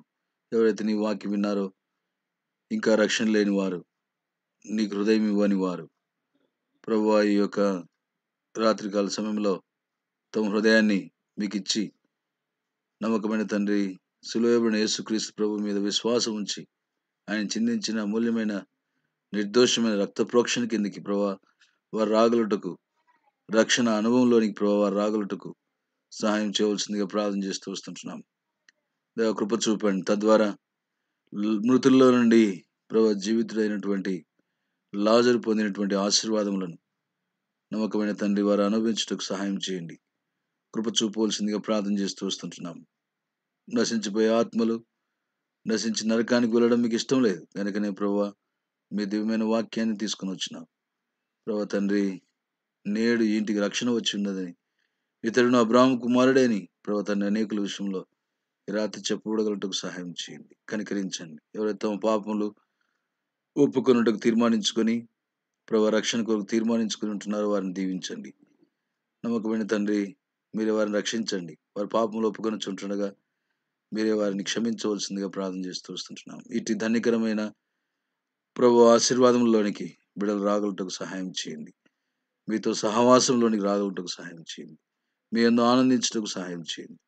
జ్ఞాపకం చేసుకోవాల్సిందిగా ప్రార్థన చేస్తూ ఇచ్చిన ప్రభు ఈ కూడికను బట్టి వందనాలు స్తోత్రాలు చెల్లించుకుంటూ వాక్యం దీవించమని ప్రభు ముందున్న పరిచర్య కొరకు ప్రార్థన చేస్తుంటున్నాం. మీ సన్నిధి మాతో ఇవ్వండి. ఎవరైతే ప్రభు అనారోగ్యంతో బాధపడుతున్నారో వారిని ముట్టండి, స్వస్థపరచవలసిందిగా ప్రార్థన చేస్తుంటున్నాం. వినుచున్న వారు కూడా ఎవరైతే ఎక్కడైతే ప్రభు తండ్రి దేవ ఆయా అవసరతలు అక్కర్లు కలిగి ఉంటున్నారో మీరే వారి అవసరాలు తీర్చవలసిందిగా ప్రార్థన చేస్తుంటున్నాం. మీ కృపాస్థలకు మమ్మల్ని అప్పచెప్పుకుంటూ సమస్త మహిమ ప్రభావం మీకు ఆరోపించుకుంటూ రేపు ఉదయం సిస్టర్స్ మీటింగ్, తిరిగి సాయంకాలం బైబిల్ పఠనం ఆశ్రమం చేయండి. ప్రభు తండ్రి శనివారం ఉపవాస ప్రార్థన, సాయంకాలం యూత్ మీటింగ్ కూడా దీవించండి. ప్రభువా మరి ప్రభుదినం నిశ్చితమైతే ఆరాధన కొరకే మమ్మల్ని సిద్ధపరచండి. మమ్మల్ని మీకు అప్పగించుకుంటూ అనుగ్రహించిన ధనికరమైన సమయాన్ని బట్టి మేము స్తుతిస్తూ ఘనపరుస్తూ యేసుక్రీస్తు శ్రేష్టమైన నామం స్తుతించి ప్రార్థించి వేడుచున్నాము తండ్రి, ఆమేన్. మన తండ్రి అయిన దేవుని ప్రేమ, ప్రభు అయిన యేసుక్రీస్తు కృప, పరిశుద్ధాత్మిక అన్యోన్య సహవాసం ఆయన బిడ్డల వారందరికీ ఇప్పుడు ఎల్లప్పుడూ సదాకాలము తోడై ఉండునుగాక, ఆమేన్. దయచేసి గమనించండి ప్రకటనలు. రేపు ఉదయకాలం యథావిధిగా సహోదరుల ఉపవాస ప్రార్థన మరి ఉదయకాలం ఉంటుంది 10:30 గంటలకు, జ్ఞాపకం ఉంచుకోనండి. తర్వాత రేపు సాయంకాలం బైబిల్ పట్టణం 7 గంటలకు చేరొస్తాం. ప్రార్థన చేయండి ఈ కూడికల కొరకు. సాటర్డే యథావిధిగా సంఘ ఉపవాస ప్రార్థన మరి ఉదయకాలం 10:30 గంటలకు ఉంటుంది. నిర్లక్ష్యం చేయకుండా అందరూ పాలు పొందండి. తర్వాత శనివారం సాయంకాలం యూత్ మీటింగ్ యవనస్తుల కూడిక 6 గంటలకు ఉంటుంది. యవనస్తులందరూ కూడా దయచేసి పాల్గొనాలి. ప్రభుదిన ఆరాధన 9:30 గంటలకే మిస్పాలోను ఎల్షదాయిలోను, జ్ఞాపకం ఉంచుకొని ఎల్షదాయిలో ఆరాధించడానికి వచ్చిన వారు కాబట్టి ఆలస్యం అవుతుంది కాబట్టి 9:30కే ప్రారంభిస్తున్నాం. జ్ఞాపకం ఉంచుకొని ప్రార్థన పూర్వకం పాలు పొందవలసిందిగా మనవి చేస్తుంటున్నాం. Praise the Lord. అందరికీ వందనాలు. Praise the lord.